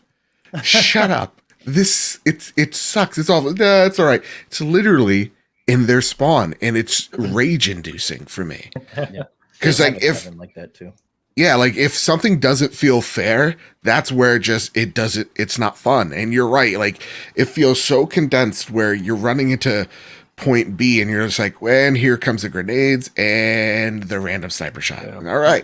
And I'm going to spawn again. It feels so lame in that mode, having to run to the other side of the map. Yes. Like, it's the only mode that we've seen so far, and I don't hate it all the time, but it is the most one-sided mode that exists in all of this experience. Yeah. Like Joe was talking about, having the spawns or having the points be at their spawn. I've had matches end either way. We dominate, we get dominated in like a minute. Like that is how quick things can turn, and it never feels like this cool dance. Like Strongholds, where you have that flow. It's just you can get steamrolled, you can get dominated. Sometimes it's closer to you, and that gives you an advantage, and you win. And that to me doesn't feel incredibly balanced compared to everything else we've seen. I agree with you, Miles. I don't know if it's just a fundamental game itself, because it feels like a glorified King of the Hill, really, with these 3 points. I don't know if necessarily moving the spawn points would make it feel better, or the scoring points, I should say. But there's just nothing really compelling about just running to such a small portion of a big old map, just over and over again. I'm the only one who liked it, I guess. I guess so. Can I say something controversial here? You just camp in a corner and shoot. You're not even trying to cap, Pat. We know how you are. You're right. So I don't know if they. I'm going for the clips. If they made it more like Conquest, would that be a bad thing, or would that just be a Battlefield kind of clone-ish mode? I don't know what the solution is exactly for it. Or would they just make it or just make it a big team version of Strongholds, and maybe put a fourth objective down. I don't know. That's fundamental design, so I don't know. So Pat, you said you liked it. So I did. What do you like about it? I like the concept of the mode. I personally think I agree with all your criticisms. I think it's flawed, but I still think there's plenty of room to grow. It's obviously going to play better in 4v4. Everything does, So that's just my opinion. But I like the concept of the mode. It is almost like a Dom or a Strongholds. I will say this about Strongholds too, that I really like the change that your area is captured right off the bat in Strongholds now. You don't have to capture your spawn, so you could just bum rush for B or go to the enemy spawn while they're trying to bum rush. It adds a nice dynamic to Strongholds. So I really do like that. But I do agree with your guys' criticisms, especially I kind of like having people crowded, like knowing that everybody's going to a certain thing. And I had some of the most intense games that I've had in the flight was total control games. But there definitely needs to be something fixed about maybe even increasing the zones, like how big they are, or like you guys said, that's a good idea. Yeah, changing the spawn points so that it's not favoring. It should be neutral always. There should never it shouldn't be 1 inch closer to one base than the other, because that can make a huge difference. So I absolutely agree with that. But I do like the concept of the mode. I think there's plenty of potential there. So you guys bring extraction back, invasion. dude, there were some good modes and Dominion in Halo 4 is dope too. Yeah, Dominion was awesome. Yeah. To that point, and you kind of made me think about it for the first time. What if you look at strongholds, right? And what makes it successful in 4v4 is you each kind of have a home that you start at, right, with one base, and then there's one more centralized that you fight for. If let's say they made it similar in Big Team where you had one at each base, not necessarily at the base, but it was a bigger area somewhere near each base, and then you had a big area in the middle that you could fight for, which would obviously be chaos in that middle point, right? But it would open up the play to make kind of sneaky movements where you could sneak to the enemy base, capture the one behind them, and then kind of counter it that way. It would seem to at least spread out the combat, whereas I felt like Total Control was always just like 30% of each side of the map was never used other than spawning. And then everyone just rushed to the middle for those 3 points. Yeah, that would be pretty cool. I think that would be cool as a different mode altogether. I'm kind of with Pat. Like, I actually kind of enjoyed Stronghold or Total Control. I definitely see the flaws like that you guys are bringing up. Yeah. I think that the idea of having to capture like all 3 points to score a point is really cool. That immediately jumped out to me as being like a kind of a cool take on it. I do though think that when you get to the point where you have 2 zones and you just have to capture this last one and everybody's funneling to the same place, I think that's not very fun. So what I think might be cool is if the zones were kind of on a timer, and if you don't capture this zone in like a certain amount of time, it will move, and then like 2 of them will stay the same, 1 will move, and then you have to move the fight. That way you're not always funneling to the same place, and so you have to hold them all 3 zones, but where they are will move within that round. Because I do fundamentally like the idea of having to dominate all 3 points and to score a point, and then resetting and being able to kind of like reassess your strategy, like take a breath, and then you're not just getting dominated. Because if you're playing strongholds and especially in Big Team where you can get really, really big advantages, you could just dominate like 2 points forever, and then the other team just can't win. Because at the same thing will happen where everybody's trying to capture B because your team has the A spawn on lockdown, and you have B right now, and the other team's trying to get that, and everyone's still getting funneled into one place. That's just a random idea, but I don't know. I think it's flawed. I think that there's potential, though. I'm not like a anti-Total Control boy. I do agree too with you guys about the problem with I think with Total Control is like you were saying, Ains, this is only like in a small portion of the map, right? And Pat said that there's always room for growth. If they can somehow make it, like you were saying, Eric, I'm pretty much piggybacking off of all you guys. If they can make it, and if they can change it in a way where you can actually take advantage of the entire map itself, for instance, like if you look at Stronghold on, I'm sorry, what's the name of Recharge? Yes, thank you. Well, if you look at Stronghold on Recharge, the points of control are all like on the ends of the map, right? Yeah. So you have to like, where A, C, and B are. Like B is in that main area at the top. And then you have A, it's in a small area at the corner of the map, and then you have C by the gravity hammer area. It's all spread out evenly in the map, and it forces you to actually take advantage of the whole entire map itself. Like you can use the entire map to get to all of these locations. It's not just kind of shoehorned into a small area, into the map. And I think that doesn't work for BTB, like you guys were saying. So if they can somehow move them around and take advantage of the size of the map, then I think we would all enjoy it more. From that perspective. So just an observation. So everybody on this panel that liked Control just rebuilt it into just rebuilt it into something else that wasn't Control. So I think we all agree. I said it has potential. I think we all agree Control needs to go. It needs to be something else. I agree with Eric. I like the overall concept of getting all the points to get 1 point. I think that fundamentally is cool. That idea is cool.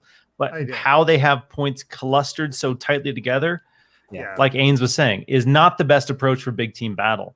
Because just put it on 4v4 then. We don't need this massive map if that's going to be the case, because it just it's counter feels too to tight. BTB. Yeah. It's just, And by the way, for people like Jordan and myself who are a little OCD, can we call out the fact that it goes A-C-B instead of A-B-C? Yes. 343, you're killing me, man. I You're know. killing me. Submit a ticket. Submit a ticket. You know what's funny is 343 would be like, we thought we'd seen it all, but here you go. Can you guys please rename them? Hi, Mr. 343. Not to be a bother. Mr. 343. Anything else on BTB, guys? Before we jump over to Battle Pass and progression. Go, Pat. Can I just say how impressive it is that BTB is running just pretty damn good on Xbox One with 12v12? No doubt. Big map. Like that is crazy. No doubt. Has anybody played on an Xbox One? Is that what you were just saying? That's what you were just saying, Joe? Yeah. Okay, okay. Yeah, I've played Wow, on, that's That's awesome, man. I did. Pat has the VCR, right? The big. I have my Halo 5 freaking VCR. Oh yeah, awesome. mine's sitting right Cool. there. And I have a 1X, which isn't much better visually. It looks much better, more almost in line with Series X textures, I would say, but 30 frames per second, which. But the fact that it's running at all is a technical, and it's going to have split screen is a technical achievement, if you ask me. Right. No doubt. No doubt. It's very impressive. Yeah. I just have to say as well, I just find it so disappointing that the tires disappear when you shoot them. Where are the fruit physics, Joe? Answer me. How this be game of the year? Delay it. Actually, just cancel it. Cancel the game. I think that's in conclusion. Cancel Halo. Thank you. Good night, everyone. Yes.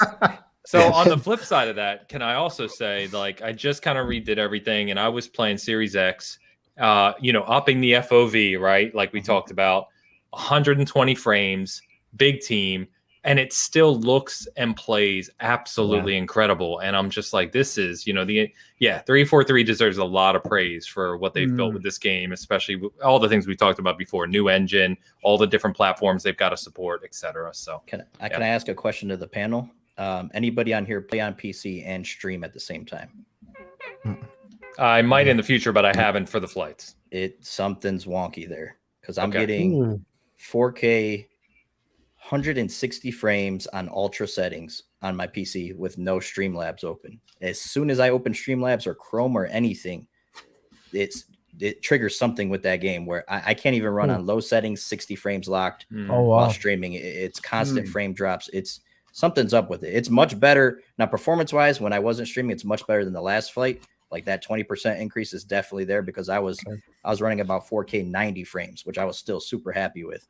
But 4K 160 on Ultra, my eyes were bleeding. I was like, oh my God, this game's gorgeous. But yeah, for some reason, when you're streaming, I've been streaming from the Series X instead because I cannot stream from my PC, and it's kind of disappointing to invest that much into the PC. And then for Halo, I only built this PC for Halo, so it's a little worrisome. I have faith it could still get fixed. The only other game that's done that to me is Warzone. Like Warzone's very intensive. I have to limit frames and stuff and mess around with a bunch of stuff to get it to work while streaming. So hopefully they get that fixed. I feel like I read something where it only runs on PC in like borderless window or windowed mode. It doesn't run in full screen, and correct. That could. Which I thought I read somewhere that they might be switching to that with Windows 11. Is that a thing, Miles? Like, is that supposedly something that's supposed to be coming around with Windows 11 games? Yeah, they just detailed a bunch of the optimizations, but universally speaking, I don't know if that's the case. Okay. They're just implementing stuff like auto HDR and a lot of those features we've seen on the Series X, but I don't know if every single game will have that integrated. But with it being first party, it would be very strange if it wasn't. Yeah, I agree. Yeah, and I you're not alone, obviously, Pat. I saw most of the complaints I saw were about various PC configurations or issues where there were things like that. So optimizing for PC is always a challenge for every developer, just because there's a million different things they have to consider, variables. But it feels like they obviously recognize that and are putting a lot of resources towards it. So hopefully here they've got 2 months. Hopefully they fix it up for you and others. So. Let me get the super chat real quick from Mr. Mariano Pampa, one of our Halo veterans as well, playing with us. What about the AIs? You guys enjoying them? My apologies if they were already talked about. They were. Everyone hit that like button. Is he talking AI as in the? I think it's about the companions. The personal AI. Yeah, you're yeah, right. he's talking I about thought he was talking companions. bots. Good call. Good call. Mm. Thank you, Pampa, first of all. And yeah, guys, AIs, we hadn't touched on that actually. And the fact, not only the AIs, but the fact that in big team, the Halo announcer's not there because you have your AI and the kind of mode announcer only in big team. But the AIs themselves, I think, are one of the most, I don't know the word I'm looking for. They're one of those additions that add a lot of flavor to the game. And I think as the battle passes come out and they start to add more, and they're going to keep adding AIs. They're probably going to do kind of, funny ones. They're going to probably bring Chief or Buck or Cortana and maybe some famous people, who knows. Samuel L. Jackson, let's do Danny it. DeVito. That's Great. Danny Jackson. Let's go. Can I offer you an egg at this trying time? I will pay handsomely for that. I really do think that they're, this is going to be one of those things that separates Halo and some of the fun with it to other shooters that we see on the market. Yes. Yeah. I actually want to reference, and you guys are going to think I'm nuts. You know that that article that came out from Kotaku a couple days ago? No, I don't. Stop. Okay, just You already lost me. hear me out, just so I could tell you there was one thing that I did agree with, and when they were actually talking about the AIs, because they said, because I'm a huge fan of the AIs and what they bring to the game in terms of personality, and that was one thing that they really, really did get right in the article itself, because you get this sense that, you're like, all these Spartans, it's going to be like this serious thing, this serious tone. And all of a sudden you got this AI that's just shit talking, or just saying like, oh, his brains got splattered or whatever it is. When like, Lumu, when you skewer a guy, she goes, and I'm like, you crazy son of a, it brings that sense of, it brings like a comedic tone to it that was not available from before, and as into the competition as you get and as heated and whatnot, it's still nice to actually hear that AI just randomly come out of nowhere and just remind you, like, you know what, man, you're still having a great time, even if you're winning or losing, because every time the AI speaks, you're gonna have a grin on your face, at least for me. Yeah, and I really, really appreciate that. I think that is freaking awesome, and I hope they keep expanding on it, giving it voices or whatever it is. I'm a huge fan of it. I think to double down on what you said too is, we've talked a lot about new players and casuals, for lack of a better word, of people coming in. And you may only, as a new player, make one good play, right? Or Halo play in, say, a match. But when you do that and the AI makes some hilarious comment that just puts a big smile on your face, that sticks with you, right? That's gonna kind of make you think, oh my God, that was great. I've got to do more of that. You know what I mean? Yeah. Let's I love the AI as well. You'll never see me complain about more customization in a game. I love customization options. I love grinding towards certain things, and Halo Infinite's right up my alley with that, which I feel Halo's kind of been lacking as far as grinding items. So I'm really excited about that. But I definitely acknowledge too that, in my opinion, what it is it's more battle pass filler. They need more stuff to fill up that battle pass. There's other things that have been leaked. If you guys have seen some of them that are, I'm not going to talk about because I don't want people getting spoiled on anything, but there's going to be plenty of little customization options that's going to absolutely blow your mind that you haven't seen in Halo. And I absolutely love the AIs. Like you guys were saying, like sitting at the main menu, they added the preview voice option to this flight, and listening to Fret hum the Halo theme. It's like, That's awesome, man. I love it. Cool. I love it. Yeah, what can you think of any that kind of jump out in your head? Like I had one on Bazaar where I grabbed rockets, and you're up there getting shot, right? So I literally grabbed it, ran and jumped and hit a midair shot. And when I landed, I forget I had one of the two female voices in the flight, and she just started laughing, and she's like, ha, ha, ha, that was great. And I'm like, that's just amazing. You know what I mean? Like, it's so fun. Is Fret the Sonic the Hedgehog-esque, like perky? Yeah, the pyramid. Yes, he is very perky. Yeah. When you smash someone with the hammer and he goes, good job, and he starts like puke in his own mouth. Or when you kill someone with rockets, he goes, oh God, the horror. Yeah. Horror. That's what I was going to say. Yeah, the horror. Which AI is this? Fred. I need to check him out. Yeah. What's the name of the circle? The orange circle. Or that's the girl that I was referring to. That's the one that I used. The one from the trailer, right? I think so. Lumu's the one in the trailer. That's the one that I used, and one of my favorites is when you pick up, because there's an ovular and then there's like a sphere. Yeah, that's isn't that Cirque? My favorite is when you pick up the flag and she's like, "You have the flag. Watch out. They're coming to murder you." Or Fred does that when you grab a point in total control. He's like, "You've captured A." He's like, "This was a big mistake." It's awesome. It's such a small but very, very it really makes an impression on the personal experience that each person has. So I love it, man. It's a great and it's addition. innovative, right? It's Yes. it's unique. Yeah. So Pat, you kind of led us down the path, and that's where I was going next around customization and the battle pass kind of design. And obviously the battle pass that we saw in the flights is very limited, right? It's more of a test for them to make sure things are functioning. But there's info out there about what we're going to see in the full thing, and we know we're going to get these fractures, they're called, which are these timed events, right? Where you can get like the new samurai armor is the first one they've already announced, which has a name I forget, like Oya. Okay, thank you, Yoroi. Thank you. But your boy, yeah. But there's been some controversy around the XP and the leveling and stuff, and the bigger question there.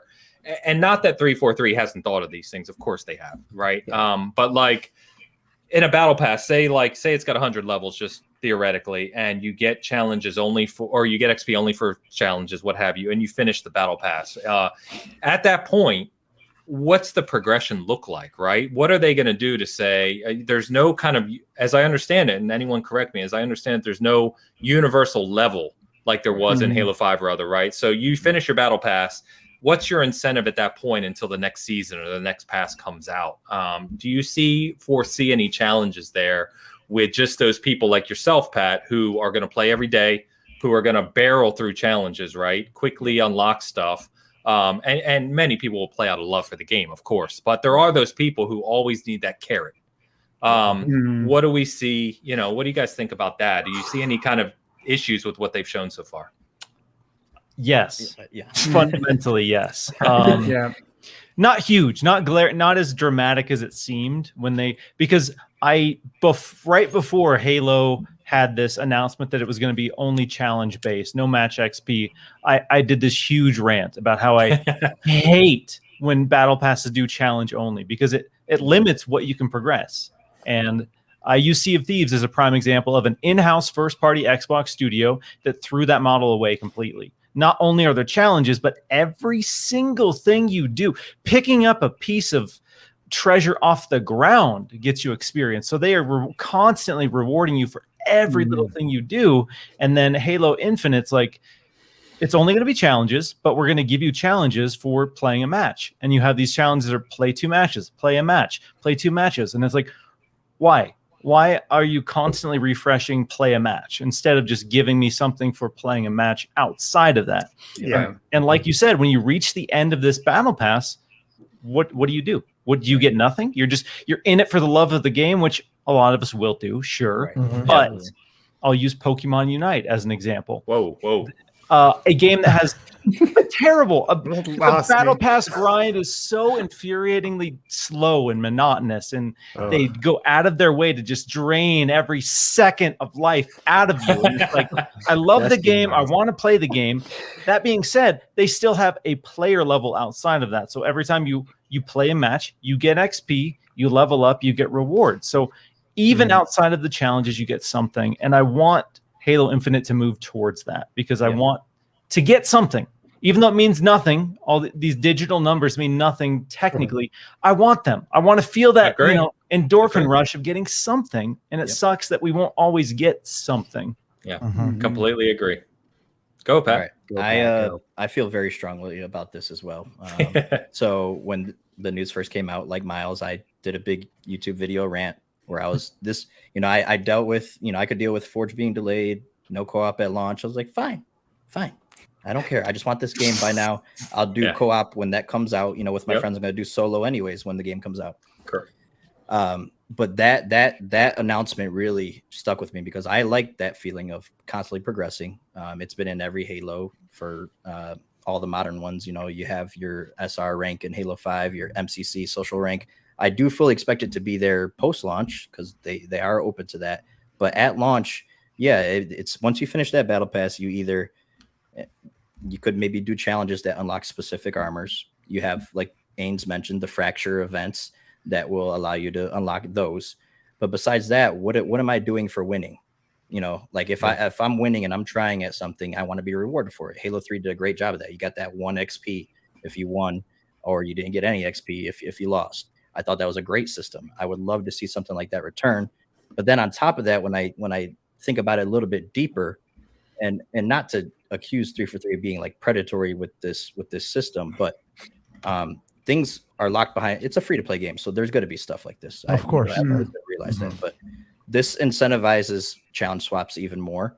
When you're stuck on a challenge and you're trying to rank up your battle pass, and those can be bought, so they're trying to incentivize those. And then the double XP token system is where I really have a problem with this, because first of all, they are open to changing it. They said they're going to look for ways, but it starts on a timer immediately as soon as you pop it. So right from there, you have to complete your challenges and get in there in that 30 minutes and hope that you get a good amount of XP from those challenges. Or if you complete any at all in 30 minutes, to go on ahead and get that double XP towards your battle pass.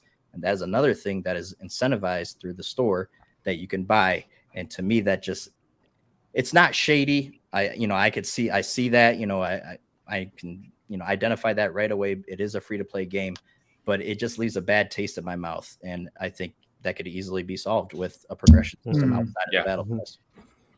Go ahead. Can I? I was just gonna. Oh, jeez. Oh, Jordan, you go first. What happened? Oh no. I was just gonna say, yeah, Pat. Lots of good points there. I think it's been a long time since I've played it, but I think this sounds a lot like the star system from Apex, where like the only way you get to level up that pass is if you can accumulate, XP towards filling out that star meter or whatever. I think what's going to happen here with these battle passes is that they're going to be really, really long. Like it's going to take a long time to max these out, because that's the whole thing when they say they're never going to expire. So it's going to incentivize, lots of play, and then the average person is not going to be able to blitz to blaze through these things. So I think there will be a decent cadence of for your average person, mind you, of getting a good amount of unlocks over time, rather than having to just grind nonstop for this, which kind of sucks the fun out of it. But that's also why battle passes suck to begin with, because you're just stuck in that loop. Your brain is just wired to just keep going, and you're not having fun if you're not getting anything. But so I think that compounds. So there's two things there. One, it helps that issue is the fact that these don't expire, right? So once you have a battle pass, you can keep playing it forever, which is great. But if let's say they think someone like some of us hardcore people, right? And I keep pointing at you, Pat, because I know you play Halo like daily and stream, which is a good thing, right? It's positive. Right. But what I'm saying is, say they kind of align to those hardcore Halo players, and they say this battle pass is 200 levels, and you have to play thousands of matches. I'm making this up, but a ton to get to the end of it, right? Then for the casuals, you're feeling like, holy crap, I'm only on level 40 and I've been playing a ton, and there's all these cool unlocks that I'm never going to get to see. You know what I mean? Because it's just they've catered it to these hardcore percentage. And I can tell you, and you guys know this, no matter how long they make it, those hardcore guys are going to grind it, not even sleep in a week. And they're still going to complain that there's not enough. So there's really no happy medium there. And that's why I really liked the system in Halo 5, because in Halo 5, sure, they had the packs and it's a 2015 model, right? But just by playing, you had your XP rank, you got XP for every match and all the stuff you did, but you could unlock every single thing in that game just from playing. You didn't have to buy anything. And you never got duplicates. So I think there's got to be a happy medium between this kind of overarching profile rank for just playing and battle pass unlocks too, which reward the people who really do put in the time. And it seems like it should be such a simple thing too, right? Like just having, I guess I am taken back by how much that overall rank means, because if anybody who played a lot of hours in Halo 5 knows it's meaningless after a certain point, it just doesn't move anymore. Like the difference between what is it, like 150 and 151 is like. It's another 149 is 150. You could have got a doctorate degree in the time to move on. So, like at that point, does it really matter? I probably could have got 5 doctorates in the time that if I wasn't addicted to Halo.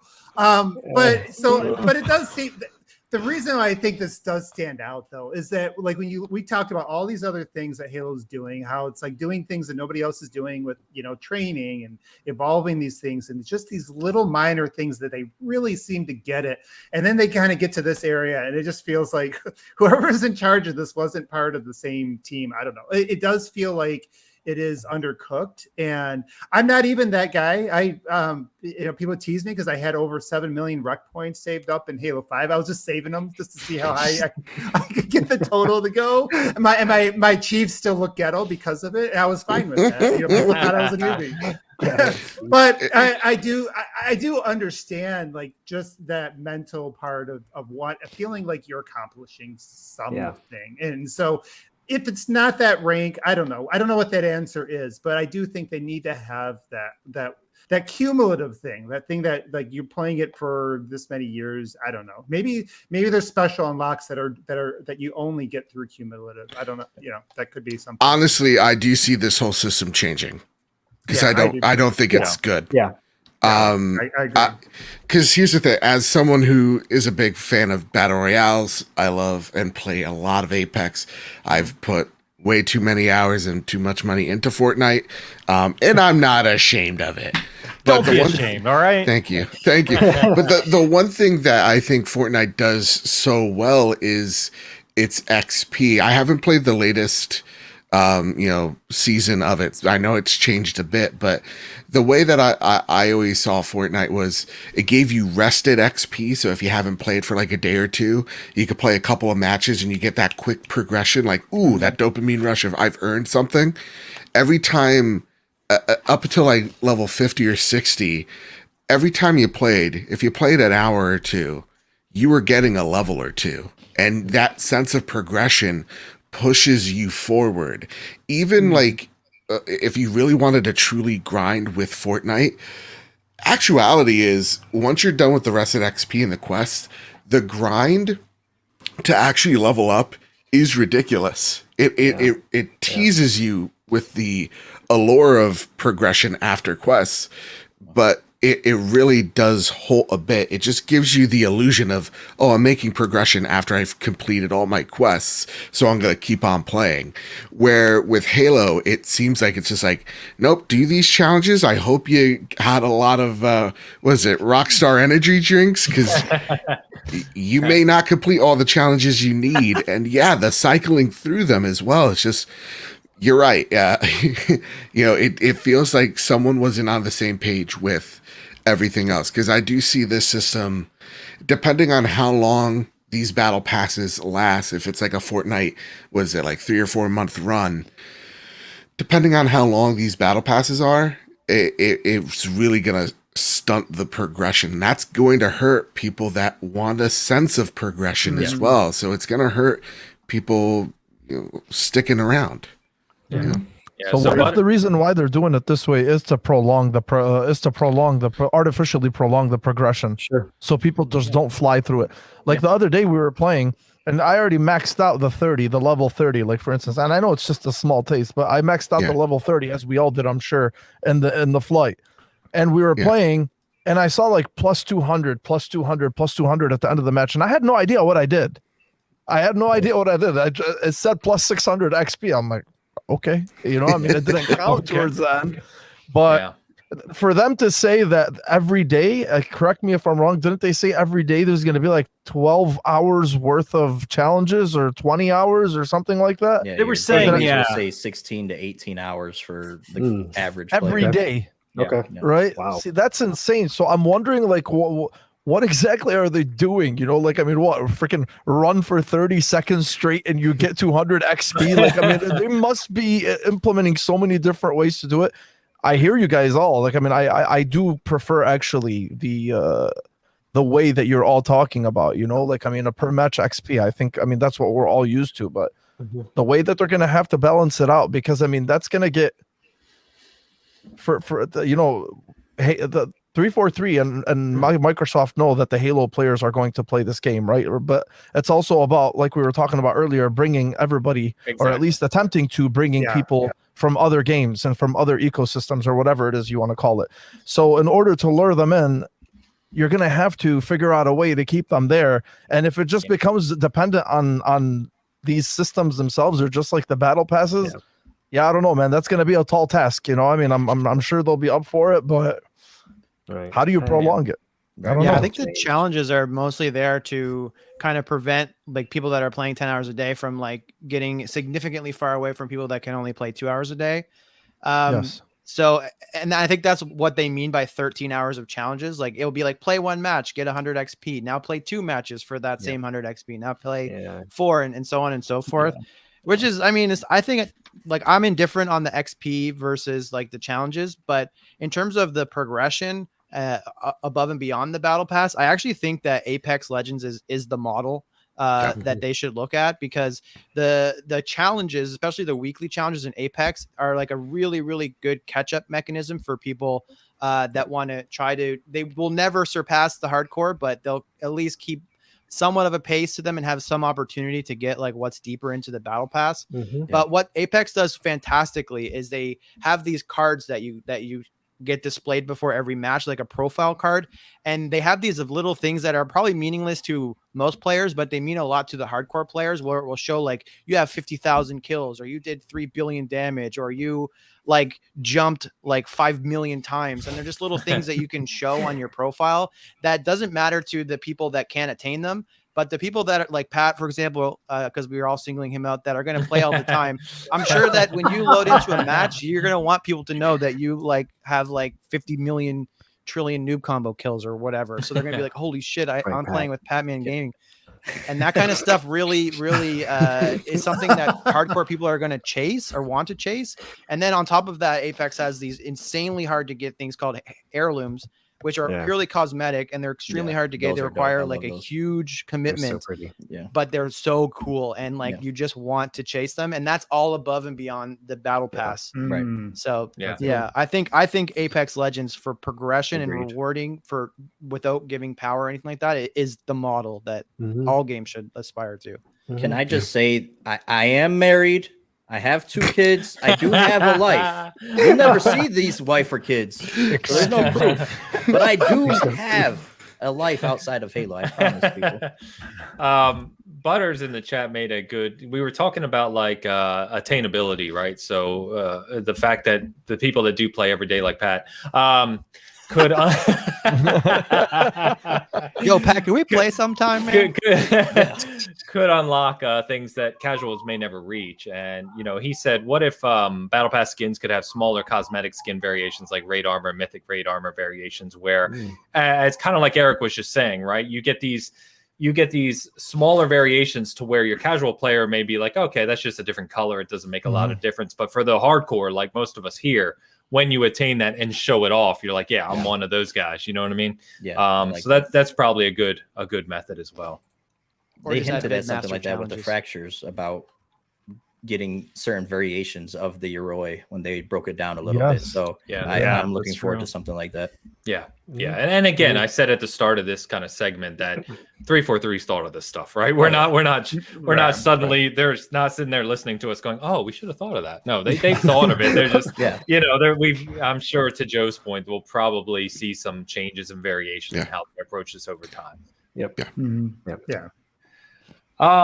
Any other point on progression or customization of your Spartan before we get to the final topic? No? Nope. So I quickly wanted to mention HCS because I am a huge fan of competitive. I know some of us here are, and probably some of the people watching. The first event is happening in Raleigh in November. It's going to be in an awesome setting. I know, Pat, you're going. I know Luke, who couldn't make it tonight, is going as well. So it's going to be great to see some people there and just bringing HCS back, because I was a huge fan of HCS when Halo 5 launched through like 2017, when they had their $2 million grand championships and everything. I mean, just incredible high level play. And I think that it feels like the way 343, and I know Tashi's leading that, and they've teamed up with that company, I forget, Esports Engine. Thank you, Esports Engine, to kind of really put a big focus on making Halo a kind of premier esports game and venue again. I'm really excited about. So I think this this is like, we've talked a lot tonight about bringing the casual players or the new players into Halo Infinite. I think on the flip side, the people like us who could drip or go over every drip and every detail of Halo Infinite and the high competitive player are really looking forward to HCS. The one thing, kind of what's your thoughts so far on what you've seen out of HCS? Are you excited for it? But the one thing I really find interesting here, and correct me if I'm wrong, but I think this is the first we've seen this, is that every player in HCS, they're mixing console and PC, mouse and keyboard together. It's just Halo Infinite, which, for God's sakes, if I was part of the team trying to balance that, I'd probably be looking for another job. But that's pretty crazy to me that they're going to try and pull that off, which goes all the way back to your earlier point, Pat, about the kind of aim assist, right? Kind of upping it on controller. Because if you're throwing pros out there who rightfully so have dominated with controller for years, but there's, we all know what a mouse can do with accuracy. There's going to be some really fine tuning that has to happen there. So what are you guys' thoughts on what you've seen out of HCS? Are you excited for it? And what do you think about this single level platform, no matter what platform, no matter what input device you're using? Man, that is, you're right. I would not want to be the guy that has to balance that. Because, like, to me, my immediate reaction as a person with a lizard brain is like, well, people with controllers are just going to get wrecked. This isn't fair. But, like, obviously, they thought of some way to make that work. So that's just wizardry. I like the idea as well of them saying, you know what, we're making this kind of like what they try to do with the Overwatch League. Like, this is going to be something you're going to watch. We're going to invest a ton of money into to make it more than just a game and more than just an ecosystem. It's going to be this community akin to, a Counter-Strike Go, right? Where it's like this game that is out. It's been out for, decades at this point, and it's ever present. And I really like that out of the gate, Microsoft's like, and this is it. Here it is, everything. I like it. Yeah, I think it's they're heading in a really good direction with HCS, with Infinite. The thing that I kind of confused on is just they already made this announcement, but I expect some either A, more details about it to come out, or B, have it changed. Is ranked play and multiplayer is going to have separate inputs. So how are you going to do your HCS events, being mix and match there, or, everybody mixed in, but have your multiplayer when you're playing ranked competitive play and multiplayer have, separate inputs. So I didn't know that. That's interesting. Yeah. So, that will be interesting when we get more details on that. And like you guys were saying about controller versus mouse, you're at a disadvantage. But if you've been playing controller, there's some controller players who are just absolute guys who hold their own against mouse players in any game. Fortnite, like you think like the building in Fortnite, you would think is a huge advantage for mouse and keyboard, but controller players hold their own. If that's what you're used to, that's what you've been playing for, that's what you dominate with, you'll find a way. So I like that. I'm never really been into HCS too much. I've only watched a couple of events because I just haven't had the time to sit there and watch. I'm too busy of a no life playing the game. So, for the first time though, I really do plan on getting into the competitive scene with Infinite, trying to take my game personally to the next level and then interact with that community too. Get more in tune with them. And the fact that it's in Raleigh, I'm in North Carolina as it is. So that's really exciting. Awesome. That I get to, make that drive and just be there. So it is really exciting. And then on top of that, they're taking it seriously at 343. They have a 1 year roadmap. They know their 1 year roadmap. They haven't put it out yet, but they have a 1 year roadmap for events and stuff lined up, ready to go. And I think that shows that they're really, really serious about this.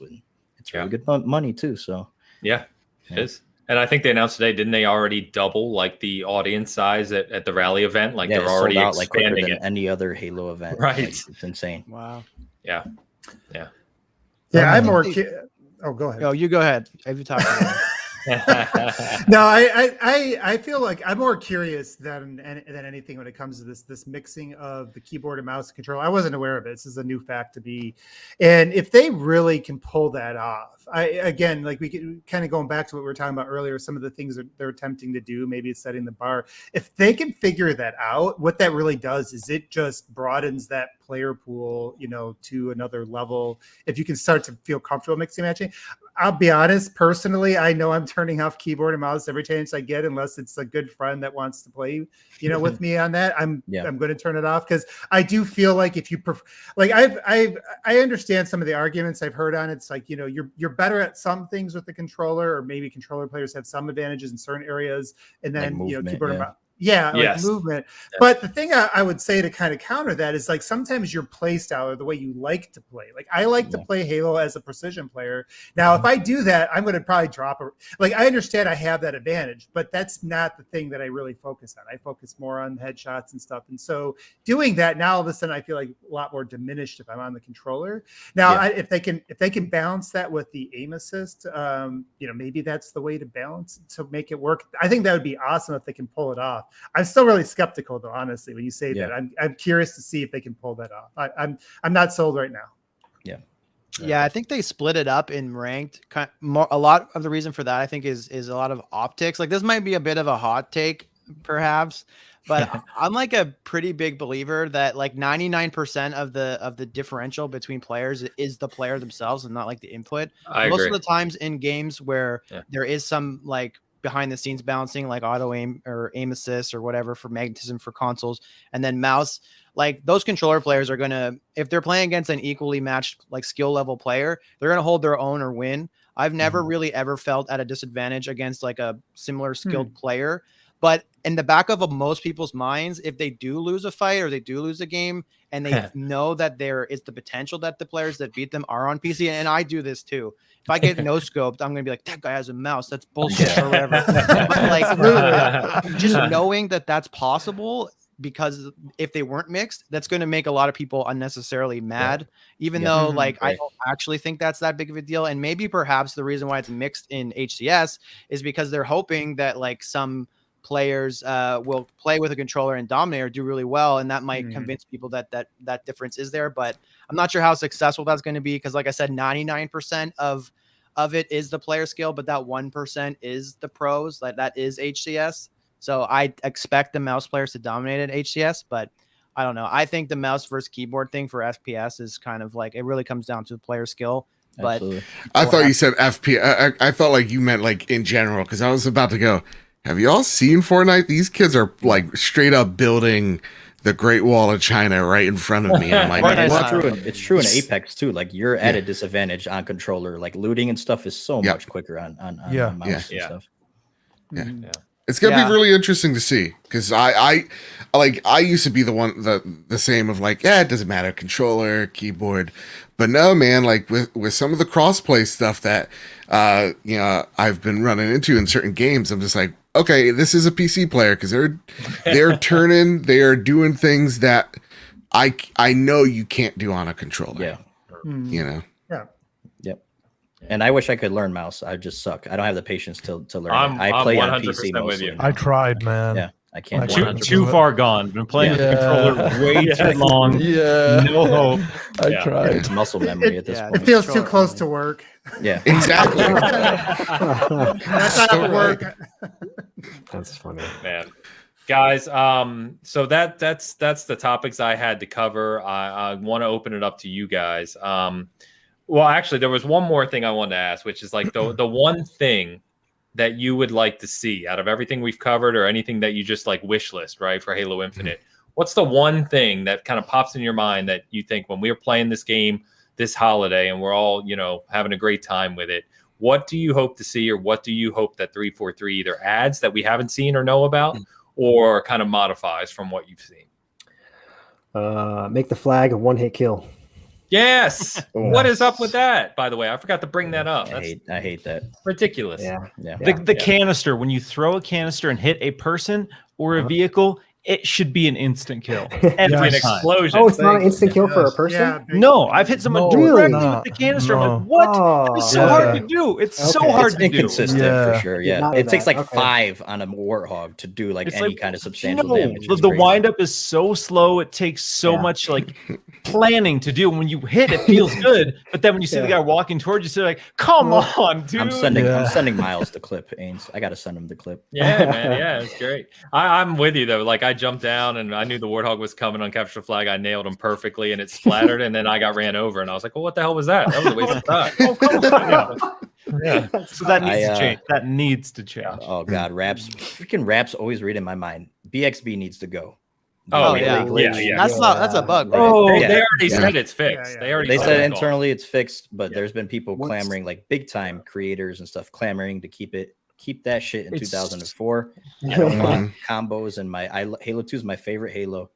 I don't want to see combos come back in the series. There's enough you could do. Yeah, go ahead, Joe. Sorry. No, I hate that too. I hate when there's like the cheap little exploit that like for me it's like the Call of Duty no scope, right? Like it's just like that was an exploit and they just stuck with it and the quick it's awful. Yeah. There's plenty of ways to outplay your opponent in Halo without having to resort to exploits and stuff like that. I was going to say it detracts from everything we've talked about, right? The skill gap, kind of like all the tool sets that you have at your disposal. It detracts from that. I would like to see though creator support for like the small time people like me. Fortnite's doing a really good job with that. Like the creator codes and stuff like that. I would love to see some more creator support for Halo. Especially with the smaller people out there who are among the huge fish out there that are. Well, Pat, you're a streamer. You must make millions of dollars. Yeah. Go look at my leaked Twitch payout real quick. Yeah, he's on the front page. Yeah. Making buku bucks. Yeah. And funny enough, Toolman just mentioned this, and there was this, kind of well-known data miner who said there's going to be 23 maps at launch, and he's standing by that. But regardless of whether there is or isn't, that seems extreme to me. I really do want to see strong map variety. I'm a huge proponent of launch multiplayer-focused games. Can live or die if the map variety, and I don't know, we played the flight endlessly, so maybe that's me, right? But I think I really want to see at least like 10 to 12 solid 4v4 maps, and then I hope, despite how big they are, I really want to see at least 4 to 6 big team maps at launch. And that continue to be supported because it just adds so much variety to your experience. And I think it mixes either, like Halo 5 did. Like I'm sorry, say it again. Not remixes like Halo 5 did either. Like completely new stuff. And like we talked about earlier, so far they've nailed it. I mean, these maps, bizarre. The bazaar's there, but for the most part, they've nailed it. So if they can continue that cadence of kind of quality and have a good selection of maps at launch, I'll just be over the moon. That's my number one request and hope for December. Quick question for the panel here. What if the launch roster of maps is smaller than some people are hoping, but they are doing one map per month as part of the battle pass? What do you mean by smaller, Miles? Like, give me a number here, and I don't have any inside details, but I'm keeping my guess around 12-ish, 12 to 15. Like 8 and 4 and arena. Like 8 arena, 4 BT, or I'm expecting, I'm 8 arena and 3 to 4-ish big team is where I'm at. I'd be okay just with to keep expectations realistic. I know that 23 numbers getting thrown around. I don't see a world where 23 maps are there at launch. I wouldn't want 23 maps. Maybe this is a controversial one. No, less is more. Less is more. Make every month feel like an event.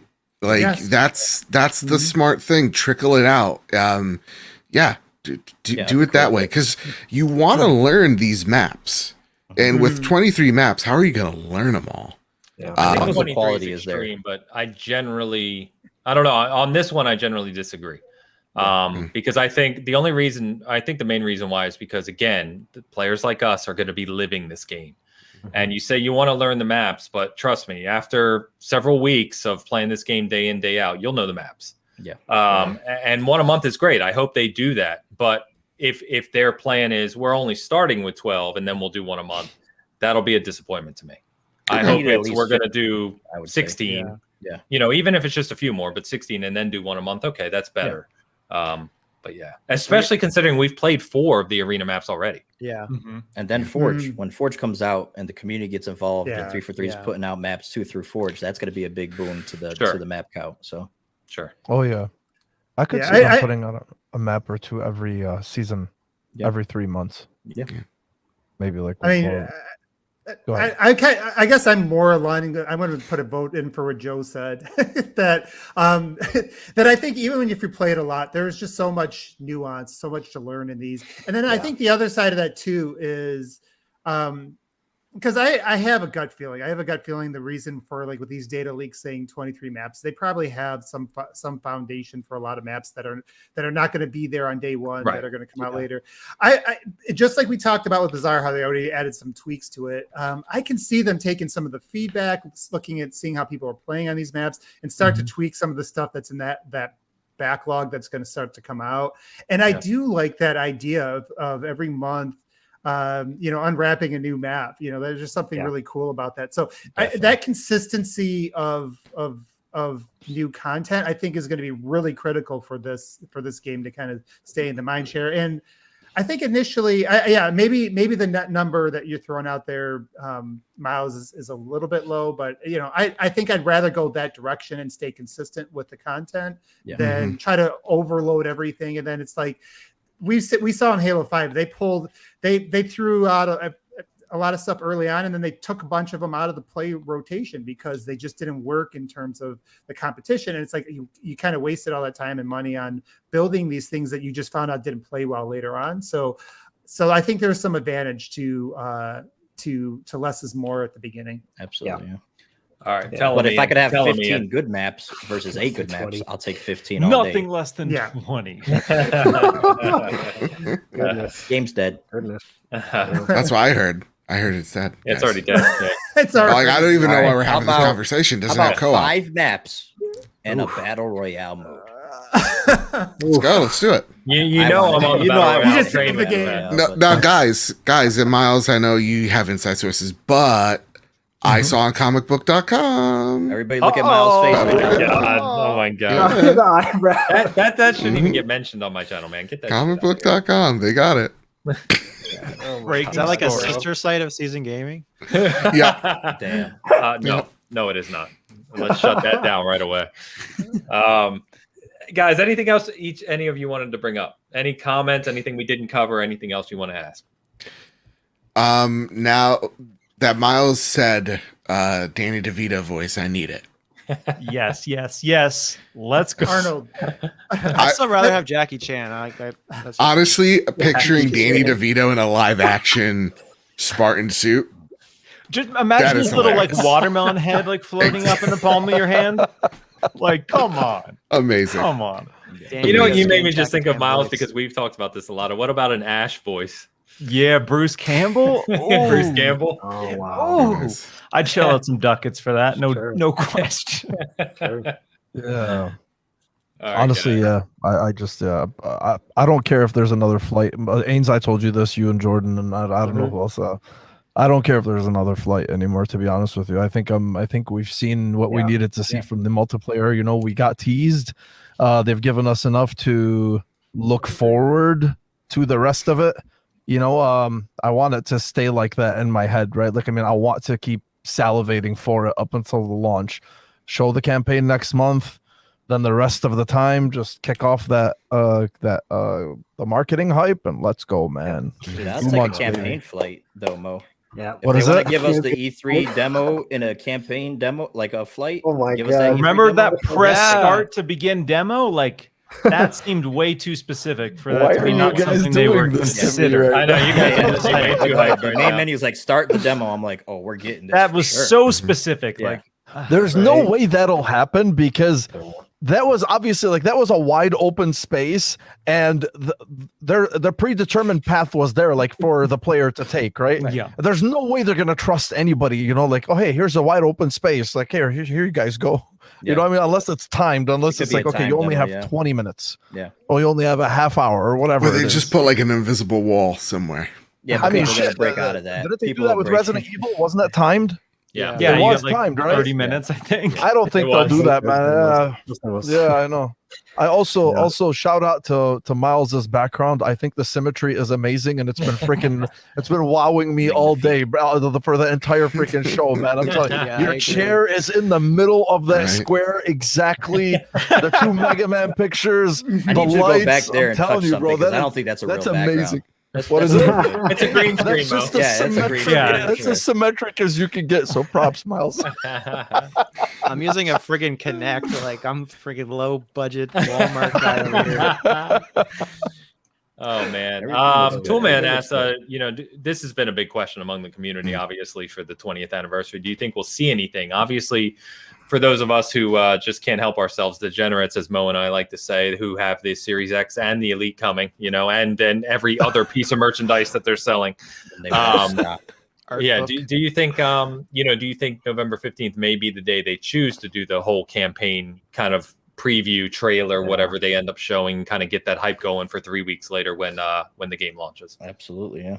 Yeah, that makes sense. Yeah. I hope for at least some kind of trailer. Like there needs to be something. Some trailer, some sizzle, some emotional journey of Halo over the last 20 years. And just watching Master Chief grow up to the big, strong man he is now. Here's actually a good question that actually I forgot who I was talking to about this. So you know how Sony always does these state of plays for their big games. Yes. And when the campaign was revealed last year, I was one of those people, even on my tiny ass show, I was like, how do you give this game 8 minutes in the middle of another show and not give it its own showcase? Like, this is Halo flagship, blah, blah, blah, everything that we've already heard. Do you guys think they'll do that? Or do you think do you guys think they're going to do something pre-planned? Or do you think they're going to actually, it was with you, Eric. I think it was with you that night. Yes. So, or do you think they're just going to, one day we're going to wake up and I'll be like, oh, hey, here's a 4-minute trailer, or here's a 4 or 5 minute. I'm just trying to figure, because they know that obviously the size of this game and the magnitude and blah, blah, blah, and all the poetic shit under the sun. But I'm just curious as to how, if they do that, how they will do it. Me personally, I don't care if they show the campaign. I think it would be nice. Just to kind of qualm those worries that from last year, about the clay, about the clay aesthetic, the clay looking aesthetic. I don't think anybody complained about the gameplay. I think everybody was wowed by the gameplay. So, but I'm just curious. What do you guys think? Last question. What do you think? I think they'll do something. I don't think it will be a Halo, like a big Halo stream that's only Halo. I just think Xbox will do something that's like a smaller state of play, where they'll have a few other announcements. I just think that, basically going from the end of September throughout all of October and then half of November is like a long time to go without doing anything significant for the biggest game they've released in like a decade. Especially with other big titles coming out, like with Battlefield's beta and like other different fall releases and whatnot that are stealing mindshare. I think that they'll do some type of event where they will show the campaign, because like you said, I think people are concerned about it. I'm personally not, but it wasn't the best showing in some people's eyes, I guess. And I think that Xbox just has some more announcements. Like the last thing that really happened that's on everyone's mind is the PlayStation showcase, and I don't think it's really smart to let that kind of be the thing that leads into the Game Awards, where they'll obviously show something related to Xbox. But I don't know. I just think that there'll be some type of show where they'll have some sort of announcements, and a big chunk of that, or the main event of that, will be similar to what we saw with Horizon in the PS whatever event in the. So you think they'll do it? I do, yeah. I mean, because if they do that, I'm telling you, then they're going to open, because they're going to. It's technically a small dive, right? I mean, if you're going to dedicate 20 minutes, you can't just show him driving and shooting and whatever. They're going to open up the map and they're going to tell you, oh, okay, obviously it's all going to be pre-scripted, but we're going to go here. So there's going to be elements of it that they're going to show. Do you think they're going to do that? Or are they just going to give us something small? Like the classic Vidocs we used to get? I think it'll be that. Yep. Oh, wow. I think it will be awesome. I love that. I think, and this is where, Elu, I put my Sony hat on. Please, for the love of God, just steal the way Stater plays are done. Please don't give me the hosts that are going to talk about goddamn trebuchets. Don't do anything wacky or stupid. Just put a dev behind a microphone. Let them talk passionately about the thing that they've been working on for years. Yes, have Master Chief go on a little mini scripted adventure so that you see the Warthog going off, you see him shooting, grappling onto things. get people excited for this thing. This is a moment. Stop being experimental with your major releases like this. For the love of God, this needs to be a nice 10-minute script, and then afterwards have the developers talk about the process and what to expect from the single player, and then end a video. Yeah. I think that it will definitely happen, just not Xbox. I don't think Xbox is going to be like an Xbox event. It will be 343 the way they've been doing. A stream, an Inside Infinite, a Vidoc, like you guys said with Joe Staten. Because they already said, he already confirmed they're going to show campaign later this year, just not right now. So, I definitely expect that. And I think it needs to get shown. I still think campaign needs to be shown. We need to see something from campaign. For the people, even for the people who think like me, who thought it looked fine. Yeah, there was definitely some hiccups, some pop-ins, some muddy textures and stuff, but the game already looks a lot better.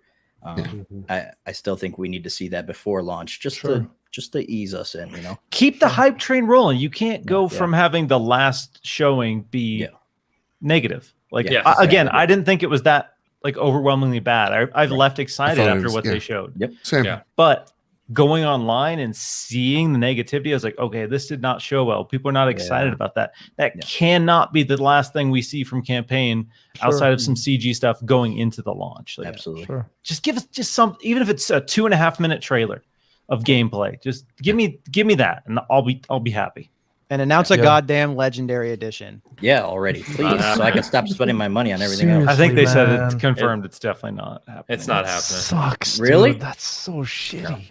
Because someone else asked me about this, because obviously me and Mo are already like, damn it, because we collect all this stuff, but they have the Series X and they have the Elite 2, and I think the reason they did that is almost kind of obvious, is that multiplayer is free, campaigns in Game Pass. Sure. And physical is just not what it meant, not what it is anymore. So they do the console, they do the controller, and they're doing collectibles, right? Which people like us will obviously buy all of. But I think the Legendary Edition's not going to happen. And in fact, I think in Australia, I agree. But I think in Australia they have a Legendary Edition, and it's really just a steel book or collector's edition. It's just steel book with a gift card. But you can sell Legendary Edition without. I'm still waiting on your hookup on that one.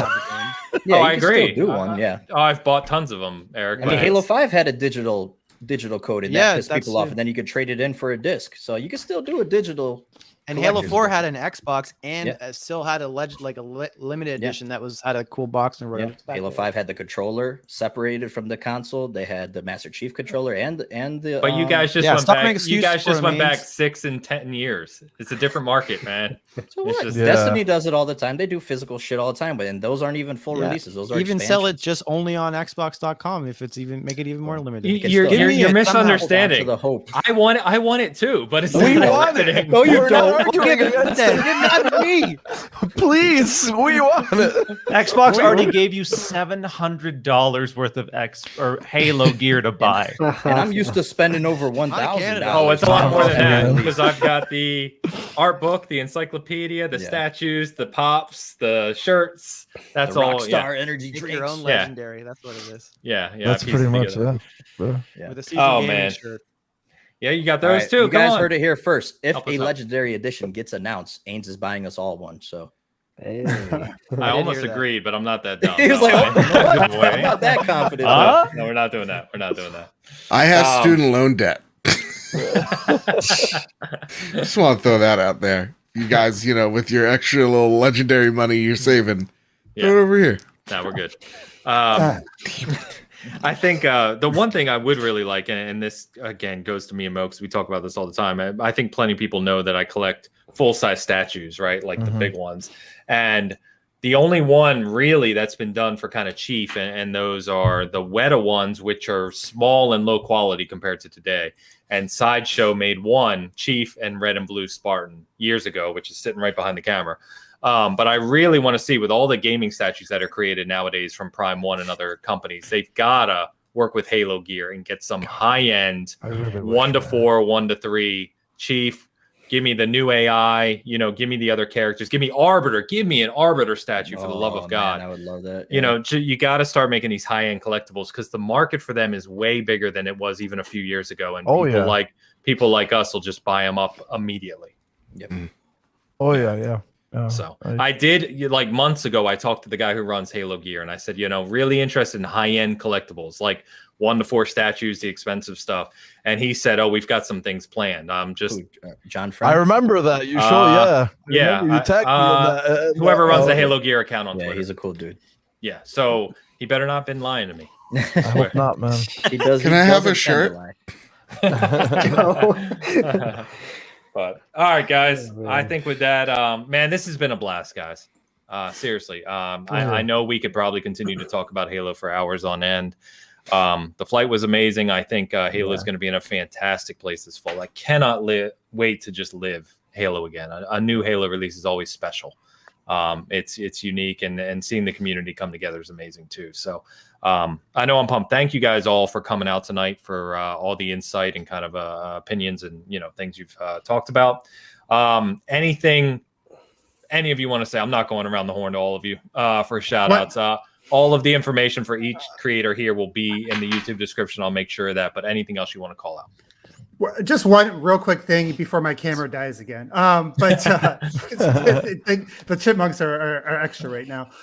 They must have had snacks. The one thing I wanted to really call out, and we didn't really talk about it today, but how exciting was it that the energy that I felt on Sunday night, it felt like something I haven't felt since Halo 3.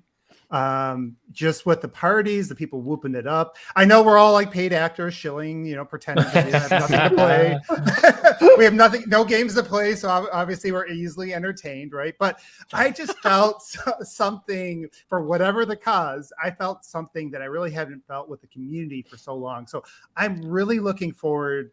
I had never been even a big team battle guy, at least not since Halo 2, but I just that was so cool to see big parties come together, and that's making me actually want to start doing that again and getting together with these. Agree. Having a party again, having a party online. So just it was a great. So those of you that I got to play with, it was a lot of fun, and just wanted to call that out. Yeah, fair. And I want to take that energy, and I want to just use this moment to just say, Luke Lore of the Xbox expansion pass. Damn it, Joe, we were doing so well. He just sucks, though, and I just need the world to know that he's just rotten in his core, and his heart is no good. He's killing me, Joe. And his mother and I are madly in love with each other. Oh my god! Yeah. That's all. With that, we will go ahead and end. Chat, you've been awesome. Ian, we'll get you out here with us next time, man. Just make sure you see this next time. We're going to do more roundtables on Halo post-release, obviously, maybe a spoiler discussion once we all get through the campaign. And maybe we'll revisit with this crew once the full multiplayer suite is out. So thanks, everyone who tunes into this later, who joined us tonight.